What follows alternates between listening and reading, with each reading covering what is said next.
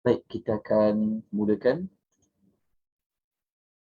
Assalamualaikum warahmatullahi wabarakatuh. Alhamdulillahi rabbil alamin.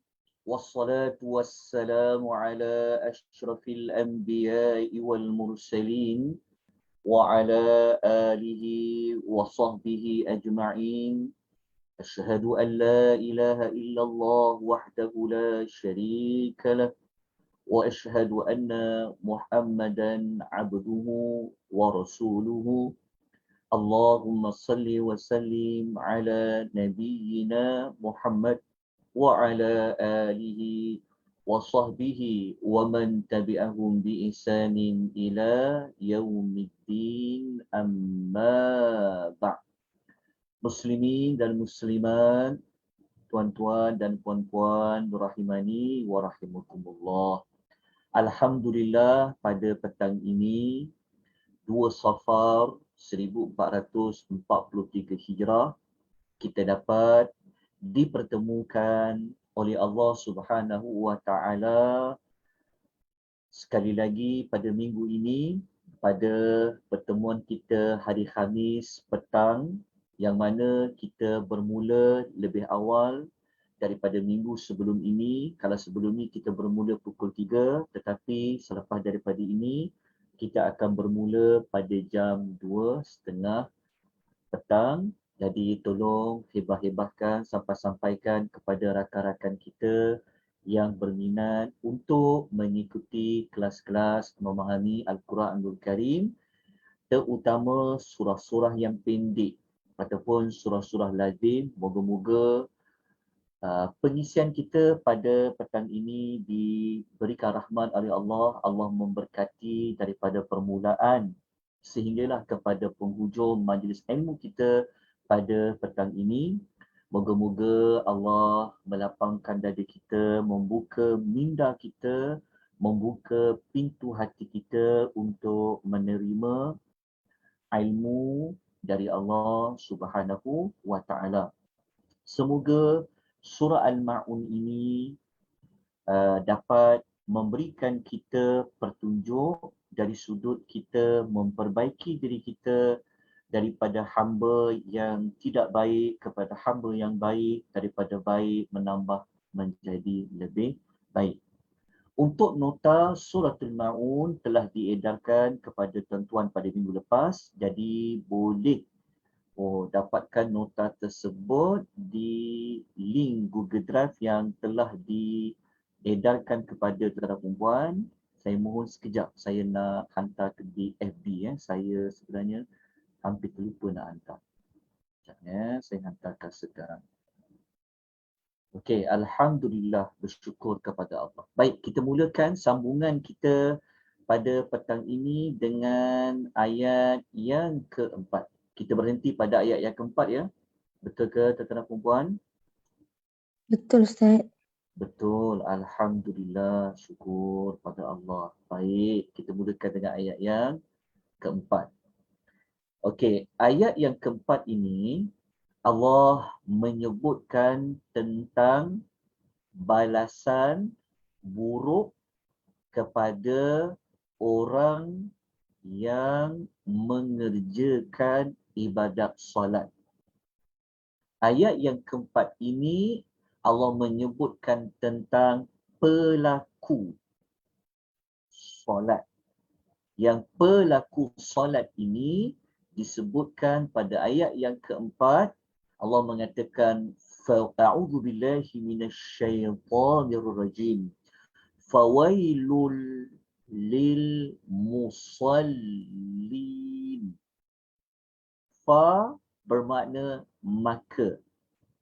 Wailun, celakalah, kebinasaanlah, kecelakalah. Kepada siapa? Lil, bagi, musallina, orang yang solat, ataupun bagi pelaku ibadat solat. Okey.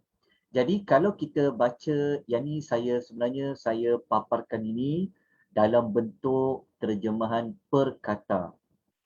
ya, agak berbeza terjemahan yang tuan-tuan baca di dalam Quran terjemahan. Dia terjemah mengikut makna. Makna dia sama saja.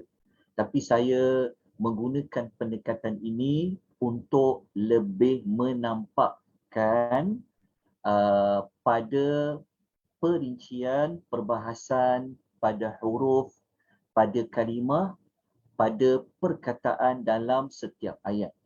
Sebab itu saya memang kena dan patut menggunakan nota dalam bentuk PowerPoint supaya ia lebih nampak.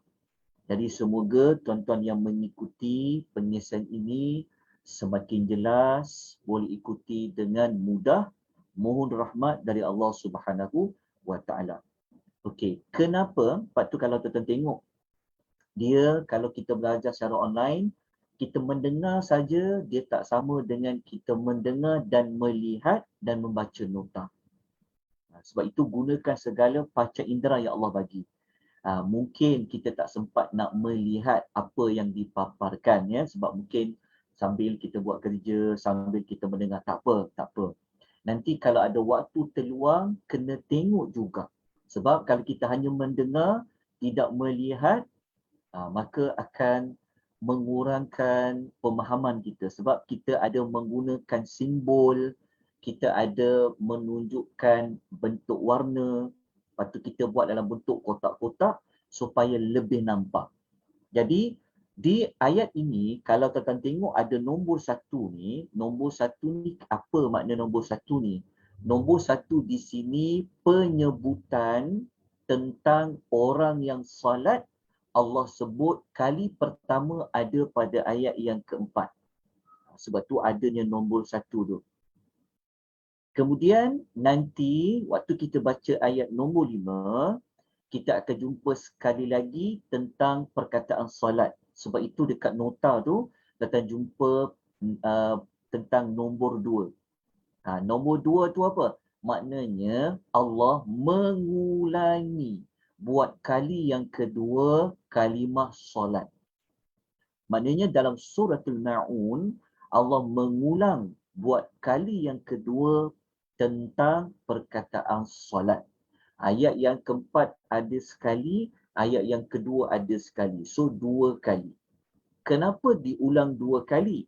Maka kalau nak menunjukkan ia penting, maka salah satu kaedah yang Al-Quran akan gunakan, dia akan membuat pengulangan. Jadi pengulangan buat kali yang kedua perkataan salat telah memberikan kita maklumat bahawasanya betapa pentingnya ibadat solat ini. Nak tahu kepentingannya, salah satu kaedahnya diulang kalimah itu sebanyak 2 kali dalam surah Al-Ma'un. Itu jawapan dia. Kenapa diulang sebanyak 2 kali.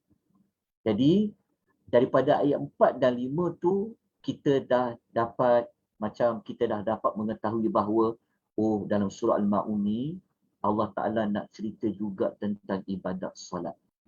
Kalau ayat nombor 3, ayat nombor 2 cerita tentang hubungan manusia sesama manusia.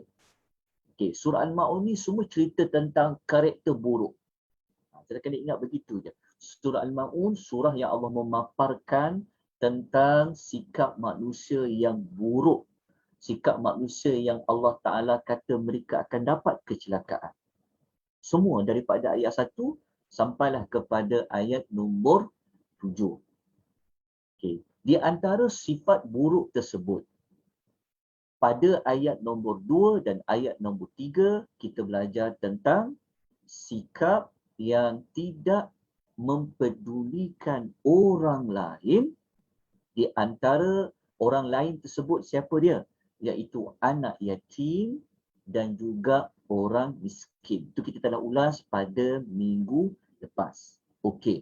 Orang yang ada perangai macam ayat nombor 2, ayat nombor 3, ia termasuk di dalam ancaman, iaitu mendapat kecelakaan.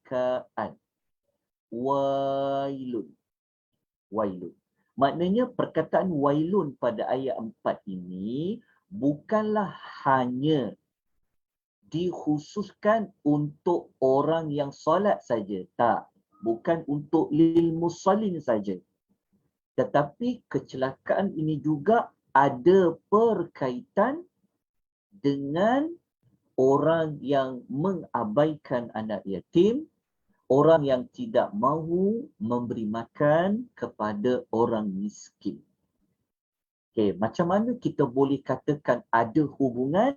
Kerana pada minggu lepas kita telah menerangkan bahawa pada ayat yang keempat ini Allah Ta'ala menggunakan huruf fa.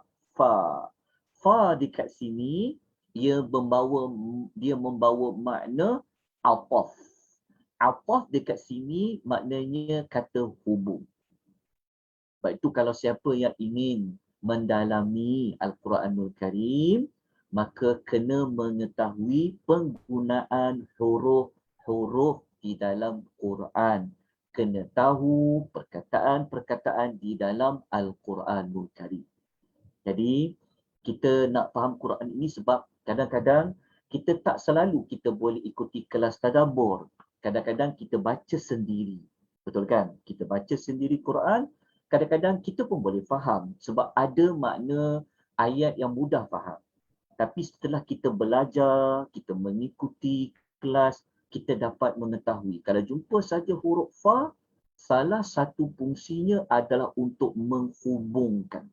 Itu dipanggil kata hubung, iaitu apa. Sebab tu dalam pengisian kelas tadabbur, saya seboleh-bolehnya tidaklah mahu hanya menyampaikan maklumat. Tetapi seboleh-bolehnya saya ingin tuan-tuan dan puan belajar tentang kaedah macam mana nak faham ayat tersebut. Sebab tu kadang-kadang dalam kelas kita belajar tadabbur ni, kadang-kadang satu ayat tu panjang. Jadi saya minta maaf lah sebab kaedah saya memang seperti itu. Ya, supaya kita tak terkejar-kejar. Sebab alang-alang kita dah belajar benda tak bersengkang mata waktu petang ni kan. Patutnya petang ni, seronoknya kalau kita boleh baring-baring kan. Betul tak? Tetapi kita korbankan waktu kita, maka biarlah kita belajar tu betul-betul belajar. Bukan nak belajar apa biasa-biasa saja. Jadi cuba kita usaha untuk belajar. Okey, tak mau banyak membebel lah. Kadang bebel juga saya ni. Okey, ni dah faham Okey. Kemudian wailun saya tak perlu terangkan, kita telah terjemah pada minggu lepas. Perkataan wailun ni nanti insya-Allah panjang lebar wailun tuan-tuan ikuti kelas surah Al-Humazah nanti. InsyaAllah waktu kita belajar surah Al-Humazah, kita akan paparkan ayat-ayat yang ada menggunakan perkataan wailun. Wailun ni dia adalah perkataan yang digunakan untuk celaka. Kalau dalam bahasa kita, celaka kau, kan? Kita katakan, orang kata lahabau, contohlah, celaka. Okay. Celaka ni, dalam bahasa Quran, Allah gunakan antaranya adalah wailun. Wailun ni Allah Ta'ala yang sebut. Allah kata celaka lah. Bagi siapa? Orang yang solat. Okey. Perkataan musallin dekat sini, ia adalah kata nama, iaitu pelaku solat. Okey, musallin. Okay. Tapi ayat ni, kalau kita tadabbur dia, kita kaitkan dengan diri kita. Sebab tu kalau memang tadabbur ni memang kena kaitkan diri kita dengan ayat ni. Kita jangan anggap ayat 4 ni Allah cakap pada orang dulu yang pernah diturunkan mula-mula ayat Quran ni turun. Kita jangan kata ayat 4 ni, ayat 4 ni untuk orang kafir Quraisy. Untuk orang yang untuk orang yang tak bagi anak yatim itu makan, orang miskin itu makan dan sebagainya. Tapi setiap kali kita baca ayat Quran, kita mesti anggap bahawasanya ayat ini Allah Ta'ala cakap dekat kita. Tak kira siapa yang baca. Jadi ayat ni Allah kata, maka celakalah bagi orang yang solat. Tanya diri kita, solat tak zuhur tadi? Solat. Allah kata pada solat zuhur kita tadi tu boleh dapat kecelakaan. Saya sebut dulu awal-awal. Maknanya siapa saja yang solat, dia boleh termasuk dalam kumpulan manusia yang mendapat kecelakaan.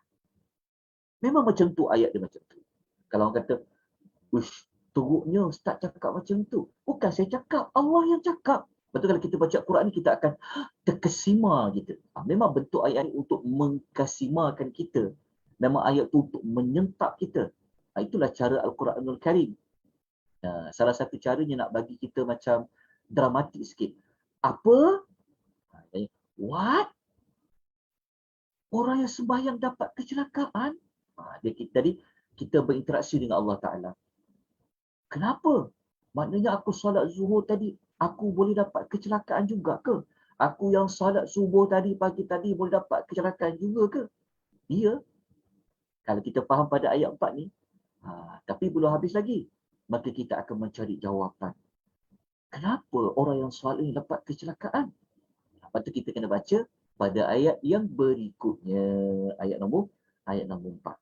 Jadi kita dah dapat dah cara kita belajar Quran ni, cara kita faham Quran ni, kita dah dapat dah bahawa ayat ni sebenarnya Allah nak cakap pada kita. Ya, siapa saja yang solat, dia boleh dapat di dalam doa wailun. Okay, tetapi belum habis lagi. Solat yang macam mana? Solat yang bentuknya bagaimana? Maka kena pergilah pada ayat yang kelima. Okay, tapi sebelum kita pergi ayat yang kelima, kita nak lihat dahulu apakah pentafsiran, ulasan, komentar yang dibuat oleh para ulama tafsir pada ayat ini. Okey. Dekat sini, kalau kita lihat di sini, dan ini sebenarnya daripada kesimpulan yang bacaan daripada banyak kitab tafsir, para ulama mengatakan orang yang solat dekat sini ni, ia merujuk kepada solat orang-orang munafik. Boleh juga dikatakan solat di sini adalah bagi orang-orang yang kafir Quraisy. Maknanya macam ni. Ayat ni mula-mula dia turun. Okey, setiap ayat yang turun, dia mesti ditujukan kepada siapa? Nak tuju pada siapa? Itu dari sudut penurunan awal. Maka para ulama tafsir, mereka berbeza pandangan dalam menentukan ayat yang Allah kata wailun tadi tu, lil musallin tu nak tuju kat siapa tu sebenarnya mula-mula dia. Okey. Jadi para ulama berbeza. Ada yang mengatakan ayat 4 ni, bermula ayat 4 ni sebenarnya solat dekat situ merujuk kepada orang munafik yang mengerjakan solat. Okey. Ada para ulama kata tak. Ayat tu bukan untuk orang munafik semata-mata. Ayat tu sebenarnya nak ditujukan kepada orang kafir Quraisy yang berada di bumi Mekah. Sebab apa? Sebab para ulama kata ayat ni kan turun sebelum Nabi berhijrah.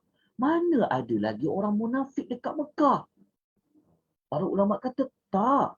Ayat ni juga sebenarnya kan ditujukan kepada orang munafik. Sebab ayat ni kemungkinan boleh turun 2 kali. 2 kali tu maksudnya ayat 1 sampai ayat nombor 3 untuk orang kafir Quraisy dekat Mekah, ayat tu turun sebelum hijrah. Lepas tu ayat 4, 5, 6 dan 7 tu turun kepada orang munafik selepas Nabi berhijrah. Wallahu ta'ala alam. Okay, kita tak nak bentangkan maklumat itu, cuma saya kongsi terlebih dahulu dari sudut maklumat ini. Supaya kalau tuan-tuan baca kitab tafsir, tuan-tuan ikuti kelas mana-mana nanti, maka kita tahu ada 2 sudut. Okey, itu sudut penurunan awal. Ditujukan kepada siapa? Tetapi kita yang belajar Quran, nak faham Quran, nak amalkan ayat Quran ni, maka kita kena mengambil pengajaran dia secara umum. Maknanya Quran ni tujulah kat siapa pun. Dia turun kepada siapa pun mula-mula. Waktu penurunan ayat Quran tu, bagi kita Quran dah lengkap dah. Kan, 30 juzuk dah. Sama macam di Laul Mahfuz tu.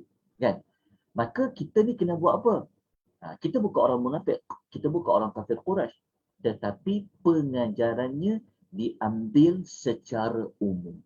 Pengajaran secara umum ni maksudnya walaupun kita bukanlah orang munafik, walaupun kita bukanlah orang kafir Quraisy, tetapi kecelakaan itu boleh kena pada kita. Kita pun boleh termasuk pada ayat yang keempat tersebut. Itu cara kita memahami, nak mengambil ibrahnya, nak mengambil pengajarannya. Okey, ni kita tak perlu nak panjang lebarkan, kan kita dah sebut pada minggu lepas juga. Kemudian kita lihat apakah penjelasan lanjut oleh para ulama tafsir. Okey, kalau kita rujuk dalam tafsir Ibnu Kathir, okey, dalam tafsir Ibnu Kathir, Ibnu Kathir dalam tafsir Al-Quranul Azim, dia kata orang yang solat pada ayat 4 tadi tu sebenarnya merujuk kepada orang-orang munafik. Ini pendapat Ibnu Kathir, yang Ibnu Kathir juga mengkotkan, memaparkan ulasan Ibnu Abbas radhiyallahu anhuma dan para ulama yang lain. Yang ni saya nak tunjukkan satu contoh pendapat siapa, ulama mana yang kata dia orang munafik. Antaranya apa yang dikutkan oleh Al-Imam Ibnu Kathir merujuk kepada orang munafik. Okay, tak apalah maklumat ni. Okey, kita terus pergi kepada ayat yang kelima. Sebab ayat keempat tadi kita faham dah. Dan ayat yang keempat tadi tu, siapa pun ayat itu ditujukan, okey, sebab ayat itu juga kita nak ambil pengajaran dia tentang sebab kita pun solat. Okey, ayat nombor 5. Allah Ta'ala menerangkan lebih terperinci siapakah manusia yang boleh mendapat kecelakaan tersebut. Ayat nombor 5 memberikan perinciannya. Macam mana kita tahu perinciannya? Sebab Allah Ta'ala ada menyebut tentang alladzina. Alladzina dalam bahasa kita diterjemah sebagai orang. Orang tu maknanya ramai. Alladzina iaitu orang. Orang-orang. Orang-orang ni kata bahasa kita salah lah. Sebab orang-orang tu orang yang dekat sawah padi tu orang-orang kan. Tapi kita nak faham orang tu bukan seorang yang solat, tapi ramai yang solat. Dia panggil alladzina. Orang-orang. Yang mereka tu hum. Hum ganti nama bagi orang yang solat tu. Iaitu orang-orang yang mana? Yang solat tadi, yang ayat nombor 5 yang Allah kata, celakalah orang-orang yang solat. Kejut kita baca ayat ni. Kan? Tetapi waktu kita baca ayat nombor 5, Allah menerangkan orang yang dapat kecelakaan tu, mereka itu orang-orang yang apa? An salatihim. Orang-orang yang tentang solat mereka. Saya terjemahkan ikut perkataan macam ni untuk mudah menerangkan perkataan-perkataan pada ayat itu. Sambil-sambil tu belajarlah vocab dalam bahasa Arab. Okey, an tentang solatihim, solat mereka. Okey. Solat mereka ni solat yang macam mana? Bagaimana mereka mengerjakan sahun lalai. Sahun adalah kata nama bagi orang yang selalu lalai. Maknanya penglalai lah. Tapi terjemah kita, takkan kita nak terjemah penglalai. Jadi macam tak kena dari sudut bahasa kita. Tapi kalau kita belajar bahasa Arab, sahun ni adalah penglalai lah. Maksudnya orang yang lalai lah. Orang yang lalai di dalam solat. Kenapa kita sebut penglalai? Nak menunjukkan setiap kali dia solat selalu lalai. Macam tu. Sebab tu penting untuk mengetahui sahun ni dia bukanlah sekali-sekala, tapi dia sahun, merujukkan pada kalau mereka solat je selalu sahun, lalai. Macam mana kita nak tahu selalu? Macam mana kita nak tahu sentiasa? Sebab sahun dia adalah kata nama. Sebab tu penting sangat mengetahui penggunaan perkataan tersebut. Sahun, kata nama. Lepas tu mungkin tuan-tuan bertanya-tanya, kenapa saya sedetail ini? Sebenarnya tak detail lagi pun. Kenapa perlu belajar seperti ini bagi faham? Sebenarnya tuan-tuan masih ingat tak hadis yang Nabi kata orang yang terbaik dengan Quran tu sebenarnya bukan orang yang belajar je, tapi dia mengajar. Saya ingat lagi. Khairukum man ta'allamal Qur'ana wa 'allamahu. Nabi kata, sebaik-baik kamu adalah orang yang belajar Quran dan mengajar. Jadi tuan-tuan yang belajar, tuan-tuan belum lagi terbaik. Tapi dah baik sangat dah. Tapi kerana nak jadi khairukum, terbaik, maka kena sampaikan maklumat ini. Tapi macam mana nak menyampaikan maklumat ini semula selepas belajar, maka kenalah faham. Sebab tu dalam pengisian ni sebab apa tuan-tuan? Sebab rugi sangat. Kalau tuan-tuan hanya mengajar, tapi kalau tak sampaikan balik, rugi sangat. Tapi sebelum nak sampaikan semula tu, kenalah faham baik-baik. Moga-moga nanti kalau saya dah tak ada kat muka bumi Allah Ta'ala ni, tuan-tuan dan puan-puan lah yang membawa legasi ini. Sebab tu salah satu bekalan kita di alam kubur adalah al-ilmu yuntafa'u bihi. Ilmu yang dimanfaatkan. Oleh sebab itu, jangan kita berpenat-penat. Jangan kita rasa penat. Jangan kita rasa macam payahnya lah nak sampaikan maklumat. Tak apa. Hidup dunia memang kena payah. Kena susah. Okey, jelas ya tentang maklumat ni. Sahun dekat sini maknanya orang yang selalu lalai dalam mereka solat. Bukan dalam solat mereka. Tentang solat mereka. Maknanya wailun tadi tu, dia terikat juga dengan apa? Dengan orang yang sentiasa lalai. Tengok perkataan ini sangat penting mengetahui kata nama. Okey, jelas ya? Begitu juga dalam ayat 5 ni, tolong jangan abaikan an. An dekat sini maknanya tentang. Dia berbeza kalau Allah guna fi. Kalau fi maksudnya dalam. Kenapa Allah tak kata alladzina hum fi salatihim sahun?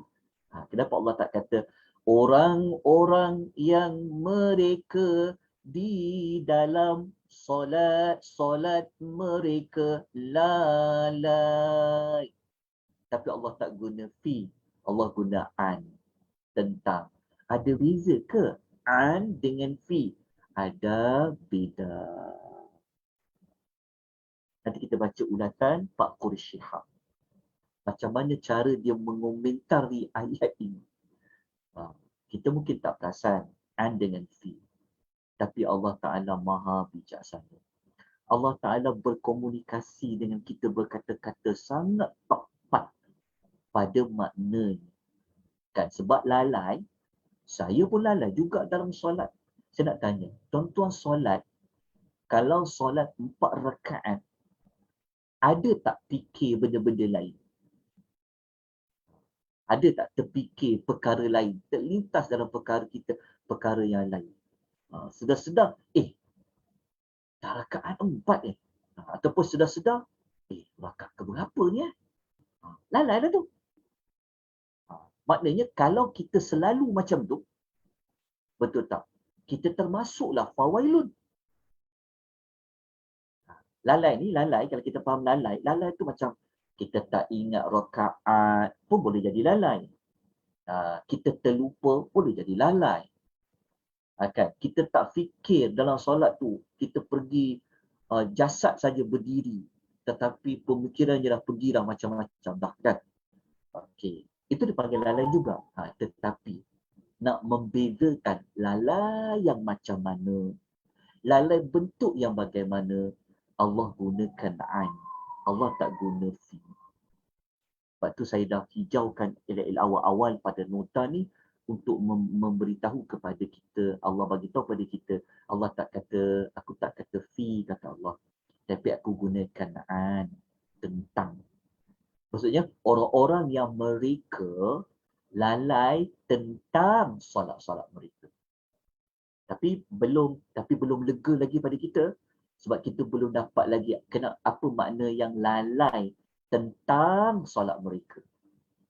Okay. Tapi kita masih lagi dalam ketakutan ni. Ya Allah, selama ni aku solat ni kan mungkin aku termasuk dapat kecelakaan kot. Kita baca pada ayat 65 tadi. Tempat-tempat tu kita kena belajar lagi, tengok macam mana. Apa ulasan para ulama tentang lalai tentang solat-solat mereka. Okey, jadi mari kita lanjutkan lagi perbincangan kita pada ayat yang berikutnya. Waktu saya baca ayat ni, waktu saya buat nota tu, saya terus terfikir. Sebab saya baca lama dah sebenarnya. Saya kena tukar jadual kelas daripada pukul 3 ke 2.30. Sebab apa? Sebab ada satu hari tu, tuan perasan tak? Saya perasan lah sebenarnya sebab saya baca dekat YouTube kan. Saya tengok komen-komen ke YouTube dekat FB. Ada satu jemaah ni, dia kata, dah masuk waktu asar Ustaz. Dia kata. Saya perasan dekat komen tu. Tapi saya tak balas apa-apa lah. Saya sangat terima kasih. Kan? Sebenarnya, asar kan masuk 4.30. Kan? Jadi kalau kita kelas kita habis pukul 5, sebenarnya kita belum lagi termasuk yang lewat. Tempat slide lagi satu, kita ada keperluan kan, untuk kita panjangkan kelas tersebut. Okey, tetapi baca ayat ni takut sebenarnya. Sebab kalau saya baca ulasan ayat ni, ya Allah, nanti kita akan tengok. Sebab tu fungsi kita belajar Quran ni, kadang-kadang kita terlupa tentang diri kita. Jadi untuk mengelakkan dapat kecelakaan tersebut, sebab tu saya ubah waktu. Nanti kita akan baca apa komentar para ulama. Sebab itu fungsi kita baca Al-Quran dan kita faham. Okey, jelas kat sini ya. Dah dapatkan apa yang Allah nak kata. Tapi mari kita perincikan pada ayat berikutnya. Okey, begini. Dekat sini, kita mungkin tak perasan, dekat ayat ni Allah guna perkataan alladzina. Alladzina ni maknanya orang-orang, dia ramai. Dia ramai. Okey, dia ramai.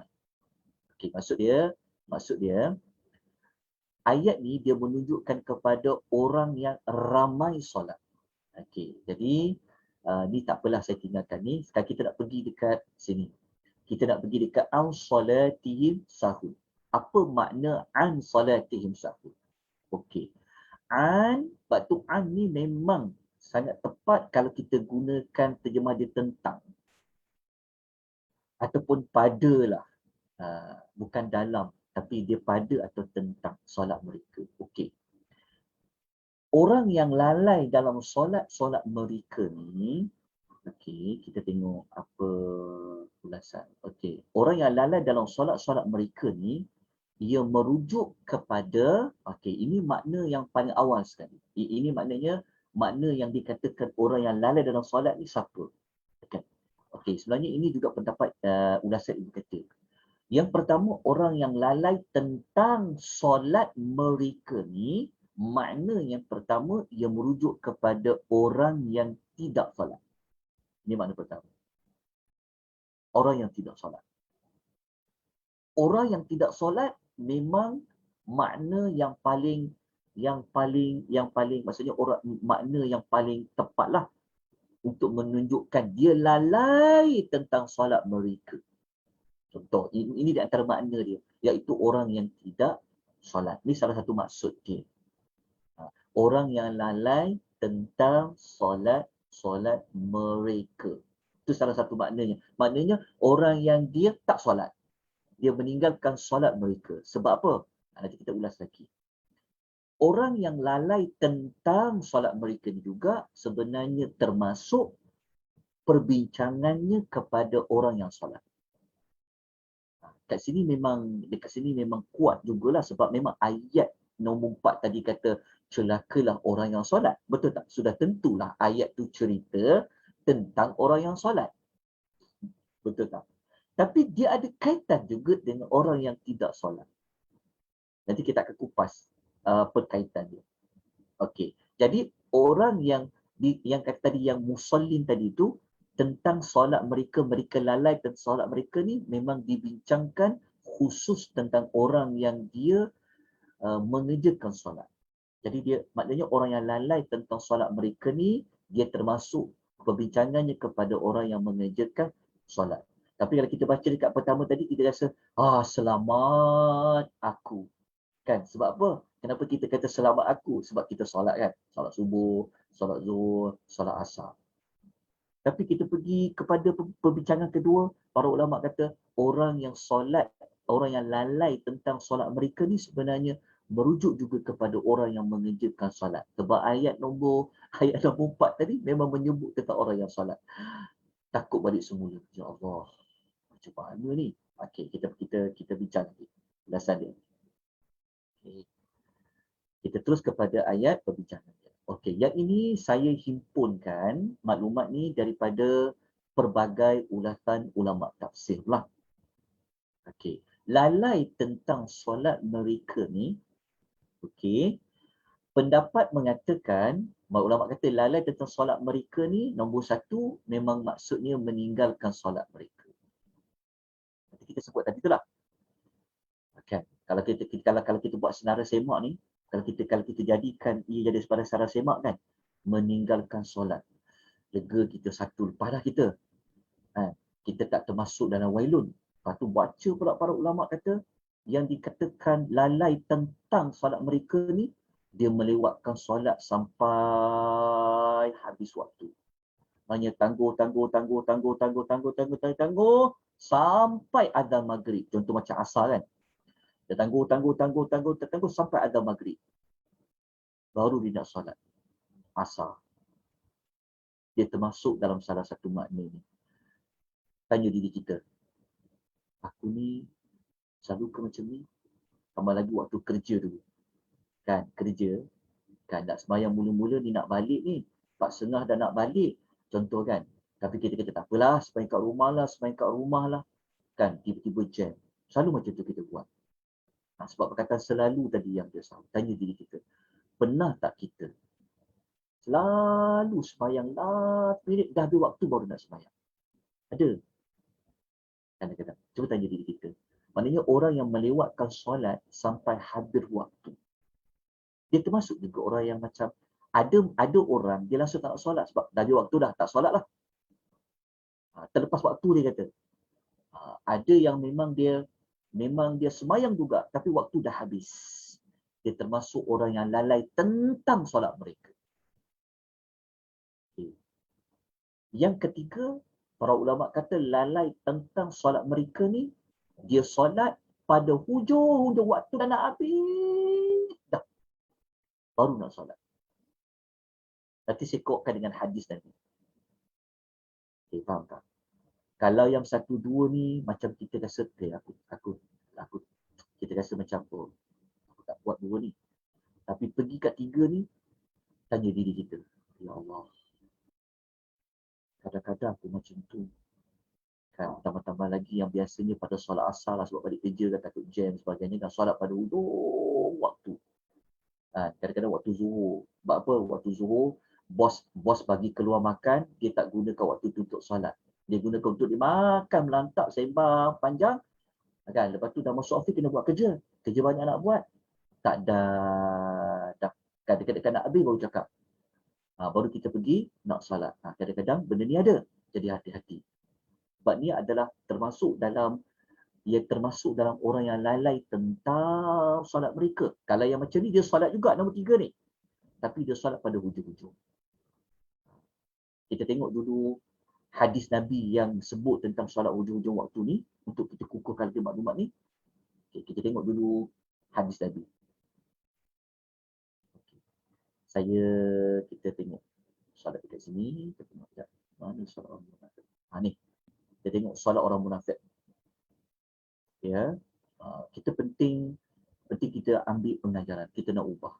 Okey, perlahan kita belajar, kita tengok. Hadis Nabi kata apa? Hadis Nabi SAW, hadis riwayat Bukhari Muslim, Nabi kata, tilkas salatul munafik, tilkas salatul munafik. Nabi kata, itulah solat orang munafik, itulah solat orang munafik. Nabi ulang sampai 3 kali. Macam itulah solat orang munafik, macam itulah solat orang munafik, macam itulah solat orang munafik. Macam mana solat orang munafik? Nabi kata, yajlisu yarqubul syamsu, dia duduk menunggu matahari sehingga terbit.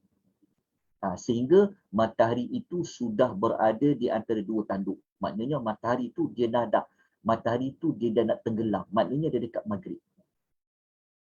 Dia tunggu je solat. Dia tangguh sampai matahari nak berada di antara dua tanduk syaitan, antaranya solat asar lah. Kan? Ketika masuk dia dah dekat, dah masuk maghrib, dah dekat di antara dua tanduk syaitan, matahari tu dia nak pergi dah macam tu. Nabi kata qama, maka dia berdiri. Berdiri tu dia solat berdiri. Fanaqara arba'an. Dia solat mematuk-matuk 4 rakaat. Maknanya sampai 4 rakaat tu apa? Solat asar. Sebab apabila dah waktu dah nak habis, orang akan buat apa? Orang akan kejar cepat. Waktu nak habis, dia akan sembahyang macam mematuk-matuk, ayam mematuk. Rukuk laju, sujud laju, berdiri sekejap, lepas tu terus rukuk, lepas tu terus sujud. Banyak tak kita buat macam ni? Ni. Solat mematuk-matuk ni kadang-kadang awal waktu pun buat juga. Yang tu kita masuk perbahasan lain. Yang mematuk-matuk solat dengan cepat tu nanti kita akan belajar dekat Suratul Mu'minun. Tapi dekat ayat ni Nabi nak kata dah nak masuk, dah dekat maghrib tu, contoh kan, dah ada waktu nak habis tu, baru nak solat. Apabila waktu nak solat nak habis, dia cepat-cepat sembahyang. Macam mematuk-matuk. Jadi apabila orang sembahyang laju-laju macam ni, maka kata Nabi, la yadhkurullahu fiha illa qalila, menyebabkan dia tanpa berzikir kepada Allah di dalamnya, melainkan sikit saja. Tanpa berzikir maksudnya dia tak ingat lah. Sebab apabila dia sembahyang, dia fikir nak habis cepat je. Dia fikir nak habis je.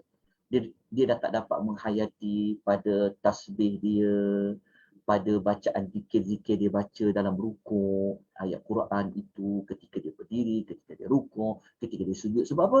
Sebab dia nak cepat habiskan solat sebab waktu dah nak habis. Orang yang buat kerja macam ni, Nabi kata itu adalah solat orang munafik. Macam orang munafik. Cuba tanya dekat diri kita. Kita baca ayat ni. Pernah tak? Ataupun selalu tak kita jenis orang yang macam ni? Jadi kalau kita orang yang macam ni, ya Allah, aku ni sama macam orang munafik rupanya. Kan? Kalau orang lain cakap kat kita, kau ni orang munafik, kita marahlah sebab orang biasa yang cakap. Tapi kalau ni Nabi yang cakap, kita nak cakap apa? Okay, nampak tak surah ini dia mengubah kita. Yang selama ni kita ingat kita ni dah bagus sangat dah. Tetapi pada solat kita bermasalah. Jadi apabila kita ada sifat yang macam bentuk ketiga ni, 1, 2, yang ketiga ni macam hadis tadi tu, kita berkemungkinan besar kita termasuk dalam ayat fawailun lil musallin. Okey. Para ulama kata juga lalai tentang solat mereka ni, para ulama kata juga termasuk dalam tidak pelihara rukun solat. Dia rukun solat tapi dia tak jaga rukun solat tu dengan komplit. Sebab tu, ya Allah, sebab tu kita ni tak berubah tau. Sebab apa? Solat kita bermasalah. Kita tak jaga rukun-rukun solat. Berdiri tu betul tak berdirinya? Betul tak? Rukuknya tu betul-betul tak rukuk. Dengan kadar berapa lama tumak ninah dia, sujud. duduk antara dua sujud. Tapi kalau nak laju sebab apa? Nak kejar meeting, nak kejar balik rumah, nak kejar siapkan kerja, macam-macam. Orang yang tidak menjaga rukun-rukun solat itu juga, dia termasuk kata para ulama tafsir orang yang lalai tentang solat mereka. Sudah, kita baca ulasan ni kena pada kita. Lepas tu, para ulama mengatakan bahawa orang yang lalai tentang solat mereka ni juga adalah orang yang tidak memberikan perhatian daripada mula awal, daripada takbiratul ihram sampai habis solat. Maknanya dia sekadar berdiri tapi otak dia, pemikiran dia langsung berada tempat lain. Daripada mula sampai habis. Dia fikir tentang dalam solat tu, dia fikir lagi nak masak apa, lagi nak buat kerja apa, lagi meeting nak bentang apa, nanti nak apa plan ni akan datang, macam mana nak jawab dengan bos, nanti macam-macam daripada mula solat sampai habis solat. Ini saya kumpulkan maklumat ni dapatan daripada membaca pelbagai kitab-kitab tafsir para ulama ulas. So tanya diri kita, kita termasuk tak salah satu daripadanya? Ni boleh jadi checklist lah, senarai sema. Tanya diri kita.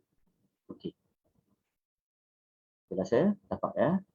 Jadi kita tengok apa ulasan para ulama tentang makna an salatihim tadi.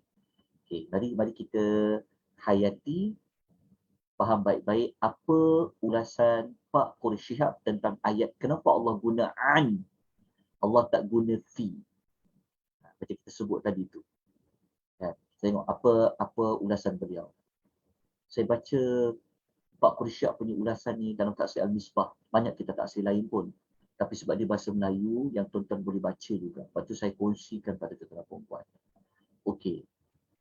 Pak Quraish Shihab, ketika dia ulas ayat ni, dia kata apa? Dia kata, kalau ayat ini, ayat nombor berapa? Ayat nombor 5 tadi tu kan? Kalau ayat ini, dia kata, menggunakan ayat berbunyi fi salatihim. Fi tadi maksudnya dalam solat mereka, dia kata, ia merupakan kecaman terhadap orang yang lalai serta orang yang lupa dalam solat ini. Dan ketika itu, ia bererti, maksudnya Pak Quraish kata, dia kata kalaulah ayat ni Allah guna fi salatihim, dia kata ayat ni merupakan satu kecaman bagi siapa-siapa yang lalai. Dia lupa dalam solat dia. Lalai tu maksudnya dia tak fokus. Dia sepatutnya menghadap, mengingati Allah, tapi hati dia fikir yang lain. Itu termasuk orang lalai tu. Jadi Pak Quraish kata, kalaulah ayat ni Allah guna fi salatihim, ia merupakan kecaman bagi orang yang lalai, orang yang lupa dalam solat itu. Jadi kalau ayat tu berbunyi fi lagi, dia kata, maka ketika itu ia akan bererti celakalah orang yang solat, celakalah orang yang pada saat ketika dia solat hatinya lalai sehingga menuju kepada sesuatu selain solatnya.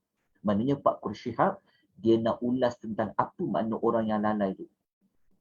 Dia kata orang yang lalai ni, dia kata orang yang hati dia fikir tentang benda lain selain solat. Banyak tak kita macam tu? Kan, fikir nak masak apa, kat mana barang tu letak, nanti nak beli apa. Kan, kita duk fikir anak kita kat asrama, kita duk fikir apa nak meeting, nak cakap ni. Kita fikir banyak benda dalam solat. Selain solat, maknanya kita boleh termasuk dalam kecaman tadi kalau Allah guna fi. Maksudnya kalau Allah guna fi solatihim, maksudnya kalau hati, otak, fikir lain selain solat, dia termasuk dalam fi salatihim. Itu kata Pak Quraish Shihab. Sebenarnya bukan Pak Quraish Shihab saja. Banyak ulama tafsir yang Arab kata macam tu. Cuma saya bawa maklumat ni supaya kita boleh rujuk maklumat ni. Kita boleh baca kitab tafsir itu. Itu kalau Allah gunakan fi. Kalau Allah gunakan fi, kita yang ingat benda lain selain Allah dalam solat, kita termasuk dalam fawaid. Tapi kata Pak Kursyihab, dia kata apa? Dia kata ayat berikutnya, dia kata dengan arti kata lain, dia kata celakalah orang yang tidak khusyuk dalam solatnya, ataupun celakalah orang yang lupa jumlah rakaat solatnya. Sebab apa? Sebab dikatakan lalai dalam solat, dia tak khusyuk. Kalau Allah guna lalai dalam solat, tapi Allah tak guna kata lalai dalam solat. Kalaulah Allah guna lalai dalam solat, fi salatihim, termasuklah orang yang tak khusyuk. Orang tak khusyuk tu orang tak fokus lah, ingat benda lain. Termasuklah orang yang lupa jumlah rakaat solat dia. Lepas tu Pak Kursyab kata apa? Dia kata untung, dia kata ayat ini tidak sedemikian. Dia kata beruntunglah kita. Ayat tu Allah tak sebut fi salatihi. Kerana alangkah ramai di antara kita yang ada perangai macam itu. Dia kata, tak faham tak? Tak faham tak apa maksud Pak Kursyab dia nak kata? Dia kata, Pak Kursyab ni, dia pun masuk ke diri dia sendirilah sebagai pentafsir ayat tu. Sebagai penulis kitab tu. Dia kata beruntung kita ayat tu tak macam tu. Kalau tidak, dia kata kita yang ramai-ramai ni memang selalu lupa. Kadang hati tak khusyuk di dalam solat. Sebab tu khusyuk tu tak jadi rukun dalam solat. Tetapi jangan abaikan khusyuk. Siapa nak tahu kepentingan khusyuk di dalam solat, nak tahu cara dia macam mana, ikuti kelas pada hari Selasa. Suratul Mu'minun. Setiap pagi jam 10, kita akan belajar ayat dalam Suratul Mu'minun. Memang Allah telah aturkan cantik sangat. Surah Al-Ma'un belajar, ada kaitan juga dengan salat. Nanti dekat Al-Mu'minun kita belajar tentang orang yang khusyuk dalam salat. Okey, jelas tuan-puan? Faham ulasan ni kan? Lepas tu Pak Kursyab dia tulis lagi. Dia kata syukurlah, dia kata ayat tersebut berbunyi an salatihim, sehingga kecelakaan tersebut tertuju kepada mereka yang lalai tentang kepentingan dan tujuan solat. Maknanya Pak Kursyihab dia buat kesimpulan. Dia kata tentang solat ni, kenapa orang tu boleh lalai tentang solatnya? Orang yang lalai tentang solat ni sebenarnya orang tu dia abaikan. Kenapa kena solat? Solat tu penting. Solat tu ada sebab. Maka orang yang boleh tak solat, kan? Orang yang boleh tak solat, orang yang boleh lewat-lewat ke solat sampai hujung-hujung tadi kita ulas tadi tu, itu adalah orang yang dia abaikan kepentingan solat. Orang yang abaikan tujuan solat. Kalau dia tahu solat tu penting, tentu dia akan solat. Tentu dia tak akan solat main-main, dia akan solat betul-betul solat. Kalau dia tahulah pada solat itu ada tujuan dia, tentu dia akan solat betul-betul solat. Ini ulasan Pak Kursyab, semoga dapat memberikan penjelasan kepada kita semua. Okay, jelas tentang apa makna an solatihim tadi. Habislah ulasan tentang an solatihim tadi dekat sini. Jadi selepas kita selesai membaca ayat 5 dah tahu tafsiran, rasa lega ke rasa tak lega? Rasa macam ada juga buat ke atau nak kena buat apa ni? Nak kena buat apa lepas ni? Sebab tu kita belajar Quran memang fungsi kita tadabbur ayat memang untuk buat sesuatu tindakan. Dan sebab kita faham tadi. Jadi tanyalah diri kita. Nanti kita akan senaraikan dekat tindakan selepas kita belajar surah Al-Ma'un. Ni checklist dia. Di checklist dia 1, 2, 3, 4, 5. Okey. Kita terus kepada ayat yang ke-6. Okey. Ayat yang ke-6 ni Allah Subhanahu Wa Taala memperincikan lagi. Sebab apa kita kata memperincikan lagi? Sebab ada allazi. Maksudnya allazi ni yang orang-orang yang memperincikan lagi. Bukan pada solat sahaja yang sahun tadi. Tapi mereka juga dikaitkan dengan kalau mereka solat, mereka apa? Allazina hum orang-orang yang mereka. Hum ni maknanya mereka. Hum ni maknanya mereka. Mereka itu apa? Yura'un.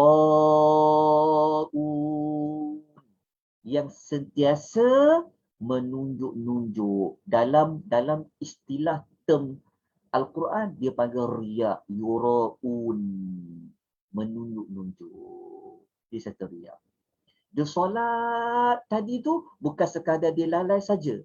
Tapi solat orang yang diancam dengan fawailun tadi tu, mereka juga yang dia sembahyang menunjuk riya. Ada orang dia sembahyang elok je dia sembahyang, kemah dia sembahyang. Orang tengok bagus kan dia sembahyang. Dia sembahyang lama dia sembahyang kan, tengok kan. Oh, rukuk dia lama, cantik rukuk dia. Sujud dia, ya Allah, cantik. Tapi orang tak tahu yang dia sembahyang lama tu, dia berdiri lama tu, nampak macam orang yang khusyuk dia solat tu, sebenarnya dia yura'un, dia menunjuk-nunjuk. Kenapa ada perkataan sentiasa? Kerana dalam ayat tu dia menggunakan kata kerja sekarang.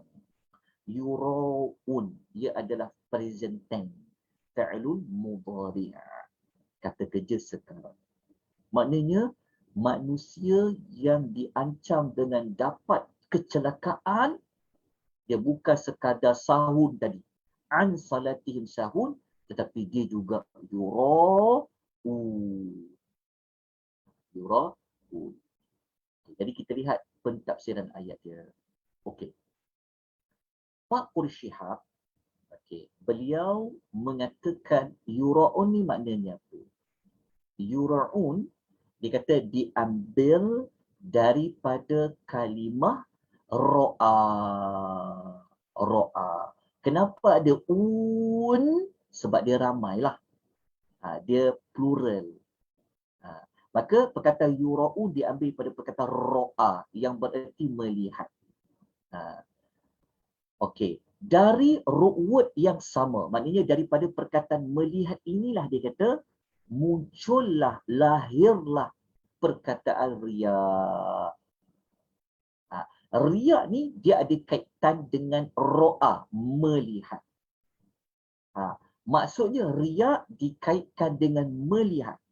Melihat bagaimana? Yakni sesiapa yang melakukan pekerjaannya, perbuatannya sambil melihat manusia.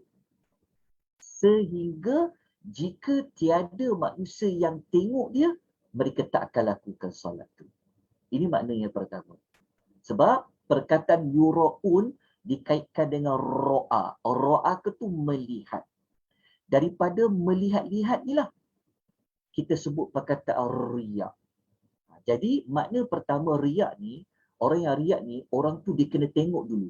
Ada tak orang dekat dia? Ada tak orang nampak dia? Faham tak? Sebab kalau orang tak ada, kan, tak ada orang depan dia, tak ada orang yang tahu, kan, buat apa dia nak riak? Sebab riak ni dia kaitkan dengan melihat. Jadi pertama kata Pak Quraish Shihab, dia akan tengok dulu, ada tak manusia kat situ? Ada tak manusia sekeliling dia? Kalau ada manusia, maka dia akan tunjuk-tunjuklah. Itu makna pertama. Yang kedua dia kata yang kedua Pak Quraish Shihab kata, ia bererti juga dia kata bahawa mereka ketika melakukan sesuatu pekerjaan, melakukan satu pekerjaan selalu berusaha atau selalu berkeinginan agar dilihat dan diperhatikan oleh orang lain untuk mendapat pujian. Maknanya begini, kesimpulan dia begini. Yang pertama ni, kalau orang tak ada, dia tak buat. Itu makna pertama. Makna yang kedua yang dikatakan riak ni, kalau orang ada, dia akan tunjuk-tunjuk baik, tunjuk-tunjuk buat bagus. Itu juga dia panggil riak. Maknanya pertama ni, kan, kalau orang tak ada, orang tak tahu, orang tak nampak, dia tak nak buat amal. Makna kedua, kalau orang ada, kalau orang nampak, orang tahu, Dia akan buat sungguh-sungguh. Itulah riya. Kata Pak Kursyah. Faham tak? Sebab dia dikaitkan dengan ro'a, melihat. Melihat ni sama ada dia nak buat sebab ada orang tengok ataupun dia takkan buat kalau tak ada orang tengok. Sebab dia dikaitkan dengan melihat. Maksudnya kalau tak ada orang melihat, dia tak nak buat. Tapi kalau ada orang melihat, dia akan memperlihatkan amal itu dengan bentuk nampak keikhlasan, nampak baiknya, nampak bagusnya. Jadi itu adalah riya. Faham kan? Jelas ya? Apa yang nak diulas oleh Pak Quraish. Sebab mungkin kita faham yang 4 sini je. Mungkin kita selama ni kita faham dekat sini je. Kita faham riya tu, kita nak nunjuk-nunjuk pada orang. Sebenarnya, dia juga boleh buat maksud yang pertama ni. Kan? Kenapa kalau tak ada orang, kau tak buat? Kenapa ada orang, baru kau nak buat? Jadi, ada dua sudut yang dikaitkan dengan riya tersebut, menunjuk-nunjuk tersebut. Okay. Kita lihat lagi apa ulasan yang dibuat oleh para ulama, sebab perkataan yura'un ni juga, dia menggunakan wadan mafa'al. Maksud dia, yura'un ni, dia menunjukkan ada usaha di dalam ni. Maknanya yura'un tu, mereka itu berusaha supaya orang melihat mereka. Maknanya yura'un tu memang menunjuk kepada perbuatan orang yang memang dia akan buat sungguh-sungguh lah. Macam sebab kalau dia main-main, masa solat ke, masa buat ibadat lain ke, orang takkan puji dia. Sebab apa? Dia biasa je. Tapi apabila riak ni dikaitkan dengan orang yang memang dia berusaha buat betul-betul, ketika ada orang sebab nak menunjuk-nunjuk tadi. Ini lebih kepada perincian lah. Okey, kita terus pergi kepada yang berikutnya.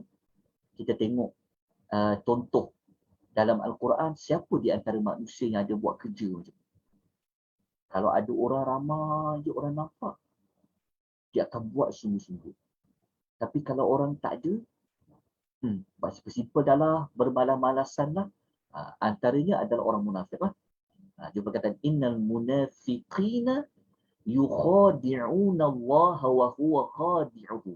Okay. Wa idza qamu ila salati qamu kusala yura'una an-nasa wa la yadhkuruna illa qalila. Allah kata orang munafik. Allah kata sesungguhnya orang munafik. Ringkaskan ayat dia, apabila mereka berdiri untuk bersolat, mereka lakukan dalam keadaan malas. Mereka riak di hadapan manusia dan mereka tidak mengingati Allah kecuali sedikit sahaja. Maknanya dia begini, kita sepatutnya solat, kan kita nak menghadap Allah. Solat ni sebenarnya gunanya untuk mengingati Allah. Kan? Tapi kalau solat tu malas-malas, kan? Dia akan buat macam, cukuplah sekadar solat, cukuplah sekadar orang tahu aku ni bukan orang munafik. Tapi dia munafik. Tapi dia tunjuk depan-depan orang, dia ni solat. Sebab salah satu penanda aras orang tu munafik tak munafik, tengok dia solat tak. Jadi orang munafik dia solat juga. Tapi solat dia malas-malas. Sebab apa? Solat dia ada tujuan dia solat tu. Lepas tu pula, kalau orang nampak dia solat sebagainya, ada kala dia buat dalam keadaan untuk dia riak di hadapan manusia. Nak menunjuk-nunjuk di hadapan manusia yang bahawa dia ni adalah orang Muslim juga. Orang yang beriman juga. Tapi pada hakikat, menunjuk-nunjuk dia tadi tu sebenarnya adalah untuk niat dia lain. Lepas tu dia buat malasan. Okey, kita lanjutkan lagi pada ayat yang berikutnya, ayat yang ke-7. Okey. Daripada hadis kita baca ni kan, orang munafik semayang ujung solat tadi, lepas tu orang munafik semayang riak dalam keadaan bermalas-malasan, inilah para ulama tafsir mengatakan ayat 4, 5 tadi tu dan 6 tadi dikaitkan dengan orang munafik. Okey, kita terus dengan ayat yang ke-7. Last sekali dah bilang. Okey, ayat yang ke-7 ni dia kembali semula. Ayat ini cerita tentang hubungan dengan manusia lain. Maknanya macam ni. Surah Al-Ma'un ni, ayat 1, ayat 2, ayat 3 cerita tentang macam mana manusia dengan manusia lain. Lepas tu Allah tukar tajuk tu, terus ayat nombor 4, 5 dan 6 cerita pasal solat. Cerita pasal solat ni, solat tu adalah hubungan manusia dengan Allah. Kan? Lepas tu ayat nombor 7, Allah pergi kembali semula kepada tajuk macam mana sikap manusia kepada manusia yang lain. Ayat nombor 7 ni, dia sikap manusia kepada manusia lain ni, dia tak hanya fokus kepada orang miskin, taklah hanya fokus kepada anak yatim, dia umum. Yang mana ayat 7 berbunyi wayamna'una,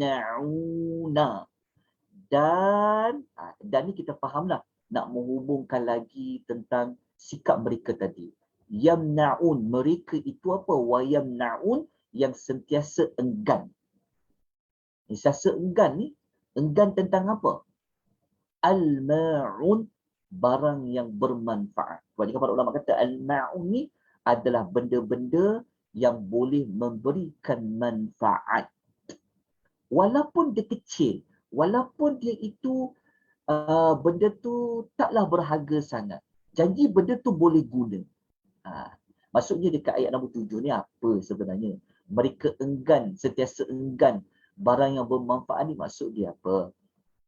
Okey. Dalam adat ayat ni, Ibnu Katsir dia kata wayamna'unal ma'un, maknanya mereka enggan memberikan pertolongan. Ni makna dia. Enggan tu apa? Enggan wayamna'un ni enggan apa? Enggan nak bagi tolong. Tolong dari sudut apa? Al-ma'un. Dalam bentuk harta ke, ataupun barang-barang yang boleh memberikan manfaat. Contoh. Jiran sebelah, contohnya, dia nak pinjam tangga. Contoh. Kan? Kita ada tangga, tapi kita tak nak bagi tolong. Pergilah beli sendiri. Kan kedai banyak kedai hardware kan. Contoh. Jadi macam tu. Sedangkan tangga tu, kalau orang tu guna, tak rosak pun. Kan? Tak hilang pun. Dia nak guna sekejap je. Contoh. Itu termasuk dalam al-ma'un. Tangga tu termasuk dalam al-ma'un. Banyaklah benda-benda yang lain lagi. Pinjam telefon sekejap ke, pinjam macam-macam lah. Sebab dia termasuk dalam al-ma'un. Tetapi perbuatan macam tu bukanlah sekali-sekala. Tapi dia merujuk kepada selalu enggan nak bagi tolong kepada orang lain yang orang lain tu memerlukan pertolongan dari sudut al-ma'un. Tapi dia tak nak, dia kedekut. Dia tak nak bantu, dia tak nak tolong.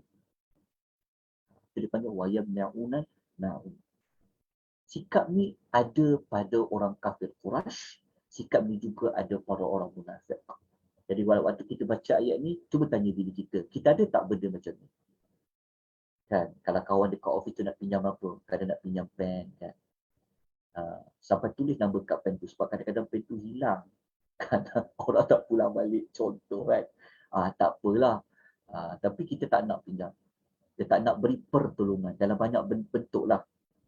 Kan, pada harta ataupun pada barang-barang. Sedangkan benda tu, alah, kau pinjam benda tu tak rugi apa-apalah, tak hilang lah, tak lupuslah benda tu. Kan. Tapi ada orang dia kedekut, tak nak bantu orang lain. Selalu macam tu perbuatannya, dia termasuk dalam fawailul.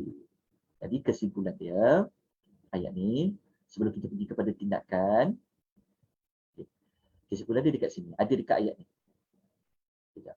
Ada dekat nota ni. Ni dekat nota ni. Nota ni.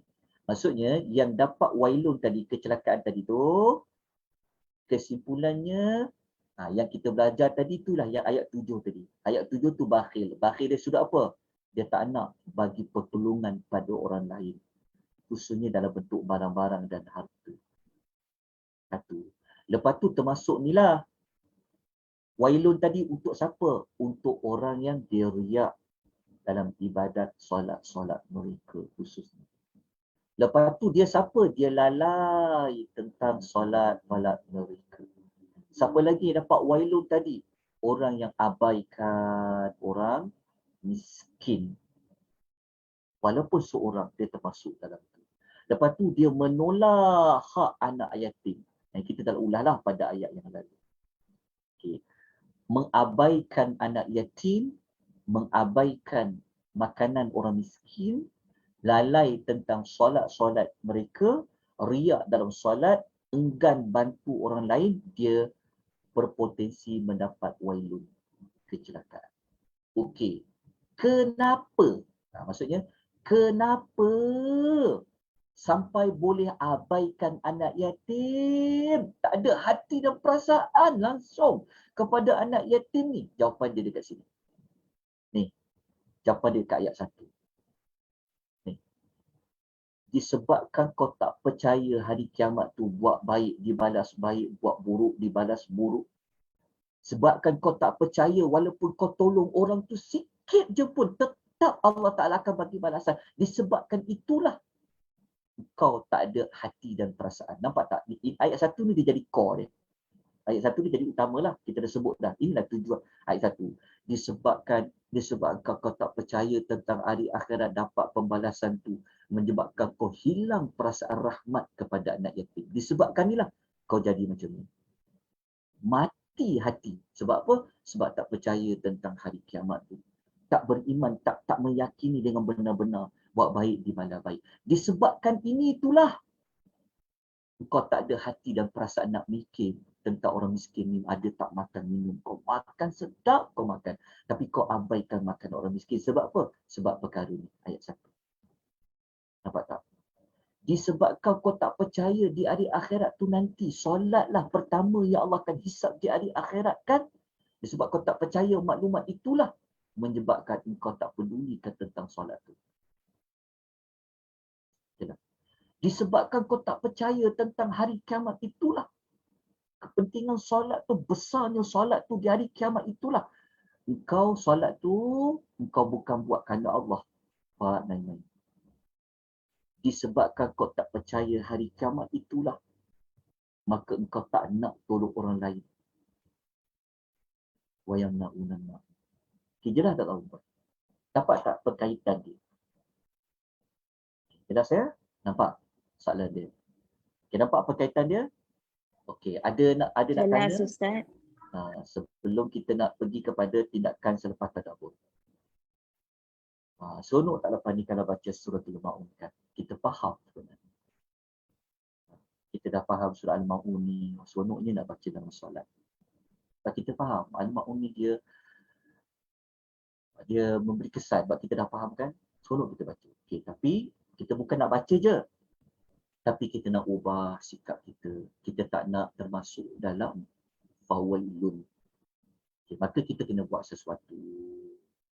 Maka kita pergi kepada bab berikutnya, tindakan selepas tadabbur yang saya ringkaskan dia menjadi tista. Ingat tista ni haus pula, ingat macam twister kan, macam air. Okey, kita pergi yang pertama. Okey, yang pertama tindakan kita nak kena buat apa? Tindakan kita yang paling utama adalah meyakini kewujudan hari pembalasan. Okey. Macam mana saya nak meyakini hari pembalasan tu? Kena belajar. Kena belajar tentang hari akhirat.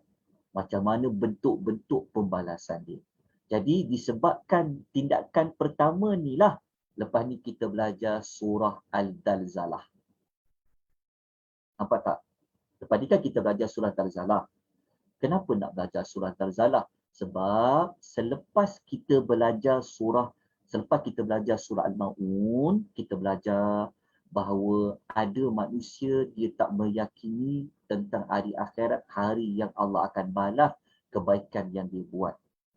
Dia ambil kisah tentang orang lain, kan? Dia cakna tentang orang lain. Dia bersusah payah untuk orang lain disebabkan dia tak percaya perkara tersebut, maka dia diancam dengan wailun. Tapi bagi kita yang belajar ni nak ambil tindakan apa? Kita nak meyakini kewujudan hari pembalasan. Macam mana nak meyakini dia? Maka kita kena tahu, kena belajar. Oleh sebab itu, tindakan kita selepas ini terus Kita ambil tindakan meyakini hari pembalasan tu macam mana, kita terus buka surah Zalzalah. Mari kita belajar. Lepas tu, tindakan kita selepas ni menyantuni anak-anak yatim. Jangan abaikan walaupun seorang anak yatim. Tambah-tambah lagi kalau anak-anak yatim tu ada hubungan darah daging dengan kita. Menyantuni anak-anak yatim. Kenapa? Kenapa kita kena menyantuni anak yatim? Mari kita ambil hadis ini. Tengok hadis ni. Tengok hadis ni. Nak mengukuhkan lagi. Selama ni kita tahu kepentingan anak yatim. Tapi lepas belajar surah Al-Ma'un ni, ya Allah, sentak menusuk jiwa. Sampai ke jiwa kita selama ni kita mungkin selama ni kita kata tak apalah. Dah ada dah persatuan ni tolong, persatuan cinta kasih sayang dah tolong, betul tak? Ada persatuan wanita Islam prihatin dah tolong, betul tak? Kan? Kita kata tak apalah, cukuplah dah tolong. Lepas kita baca surah Al-Ma'un ni, kita rasa macam ya Allah. Sebab surah Al-Ma'un ni Allah sebut seorang anak yatim. Kan? Jadi kita pun dah tak nak dah. Kita nak berubah. Kita kena santuni anak yatim. Walaupun dah ada persatuan yang buat, walaupun dah ada rumah-rumah anak yatim, kita pun nak ambil juga bahagian kita. Sebab apa? Sebab kita baca hadis ni sabda Nabi SAW. Ana wa kafilul yatimi fil jannah hakadha. Nabi kata aku ni Nabi lah. Nabi kata aku dan orang yang jaga anak yatim nanti dekat syurga seperti ini. Seperti ini tu maksudnya apa? Nabi kata wa asyara bi usbu'aihi sababah wal wusta.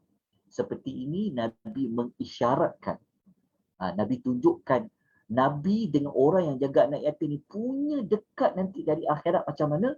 Nabi isyaratkan dengan dua jarinya. Dua jarinya jari apa? Sababah wal wusta. Iaitu jari telunjuk dengan jari tengah. Okey. Nak faham lagi? Jom kita tengok gambar ni. Gambar. Kita belajar panggilan jari-jari dalam bahasa Arab. Nabi kata tadi apa? Nabi kata apa? As-sababah. Sababah tu jari apa? Lihat. Jari telunjuk. Sababatut. Bagi jari telunjuk. Nabi kata, aku dengan penjaga anak yatim nanti tu kata Nabi seperti dua jari. Jari mana? Dia ada 5 jari kan? Jari satu, ada 5 jari. Jari yang mana? Nabi isyaratkan dengan sababah. Jari telunjuk dia. Lepas tu Nabi isyaratkan pula dengan wusta. Jari ni. Kita panggil jari hantu, saya pun tak tahulah macam mana orang boleh panggil jari hantu. Tapi Nabi tunjukkan dengan jari. Maknanya Nabi kata, aku dengan anak yatim tu nanti akan dekat dengan dia. Umpama jari ini dengan jari ini. Dalam syurga. Nabi tak kata jari ni dengan jari ni. Nabi tak tunjuk jari ni dengan jari ni. Nabi tak tunjuk jari dengan jari ni lah sebab jari ni dia jauh lagi. Kan dia jauh sikit. Tapi dengan jari. Yang paling dekat dengan jari ni adalah jari ni. Tuan-tuan dan perempuan. Nak tak di hari akhirat kalau Nabi berada seperti di jari telunjuk, kita berada seperti di jari hantu wusta. Cara dia macam mana? Cara dia macam mana? Okay, kita tengok. Okay. Cara dia macam mana? Jawapannya adalah menjaga anak yatim. Nampak tak tindakan kita kena buat apa selepas ni? Menjaga anak yatim dia ada banyaklah cara dia. Mungkin pada menyumbang. Okay. Dia ada banyak kaedah dia. Jadi yatim tu berapa umur kita telah terangkan pada minggu lepas. Okay. Kita tengok hadis yang kedua. Hadis kedua kata Nabi SAW, anak yatim tu tak kisah siapa-siapa pun anak yatim. Sebab tu dalam hadis tu Nabi kata kafilul yatimi lahu aw li ghairihi. Nabi kata penjaga anak yatim ni, Nabi kata sama ada anak yatim tu ada hubungan keluarga dia ke ataupun orang lain. Dia termasuk.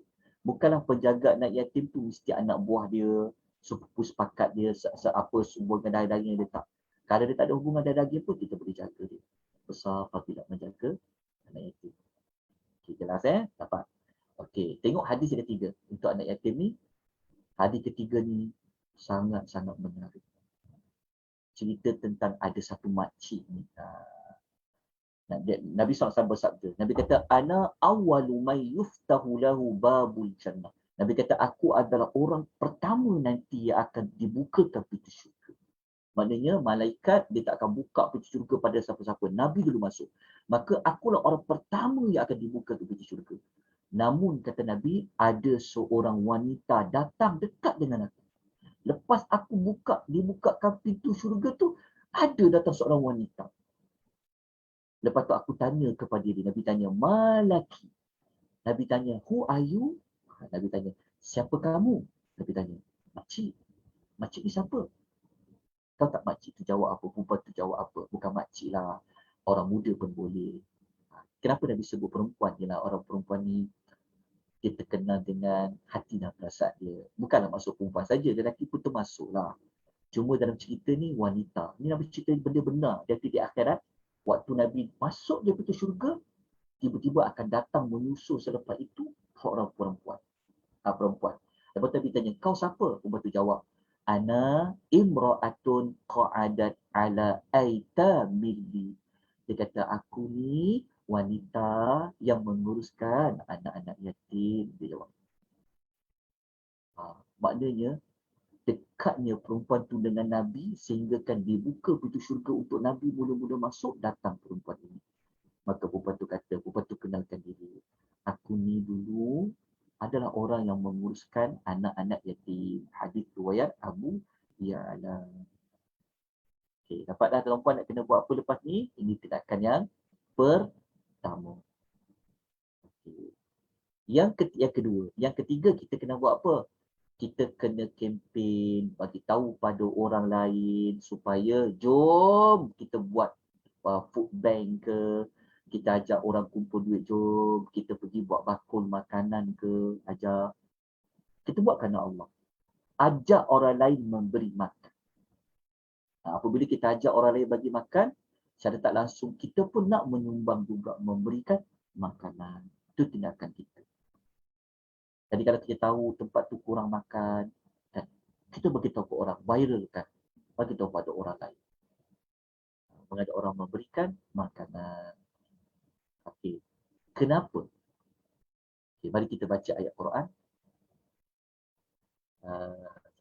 Mari kita baca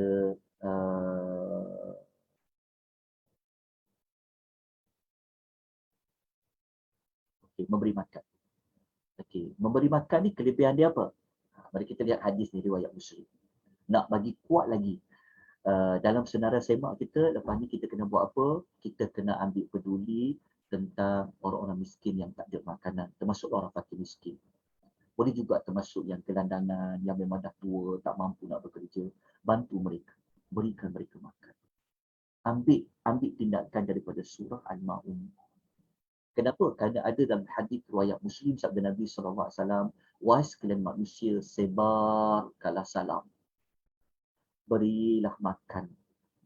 Berilah makan. Berilah makan. Sambunglah silaturahim dan solatlah di malam hari ketika orang yang sedang tidur, nescaya kamu akan masuk syurga. Ini kelebihan dia. Kamu akan masuk syurga diiringi dengan ucapan salam. Sebab orang masuk syurga, memang malaikat akan duduk kiri dan kanan memberikan salam, salam, salam. Tahniah, tahniah. Selamat kamu dapat masuk syurga, selamat. Ucapan salam. Okey, jawapan dia dekat mana? Memberi makan. Sebab tu kita kena join juga, libatkan diri dengan persatuan-persatuan yayasan yang mana yang ada. Ada banyak. Setakat kelas-kelas yang saya anjurkan, kelas-kelas kita mengaji tadabbur ni, kita ada penaja kita daripada Persatuan Wanita Islam Prihatin, kita ada penaja daripada Persatuan Cinta Semarak Kasih Sayang tu ada kan. Minta maaf lah data ni kalau saya sebut nama saya. Boleh join. Dan banyak lagi lah persatuan-persatuan yang lain. Ambil manfaat. Kempennya sekarang ni memang sangat bertepatan dengan apa yang kita belajar tentang orang yang cukup makan. Miskin ni tuan-tuan, kita kena ingat, miskin ni bukan orang yang tak ada rumah, bukan orang yang tak ada kereta semata-mata. Sekarang ni termasuk dalam miskin bandar. Kalau pendapatan dia perlu 100 sehari, perlu untuk dia 100, tapi kalau dia hanya boleh dapat 20, dapat RM50, RM70, itu dah termasuk miskin. Dia panggil miskin bandar. Jadi bantulah orang-orang miskin yang ada di sekeliling kita, terutama jiran-jiran kita.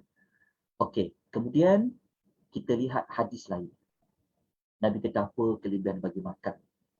Nabi kata khairukum man at'ama at'am. Nabi kata sebaik-baik kamu adalah yang memberikan makanan. Hadis riwayat Ahmad.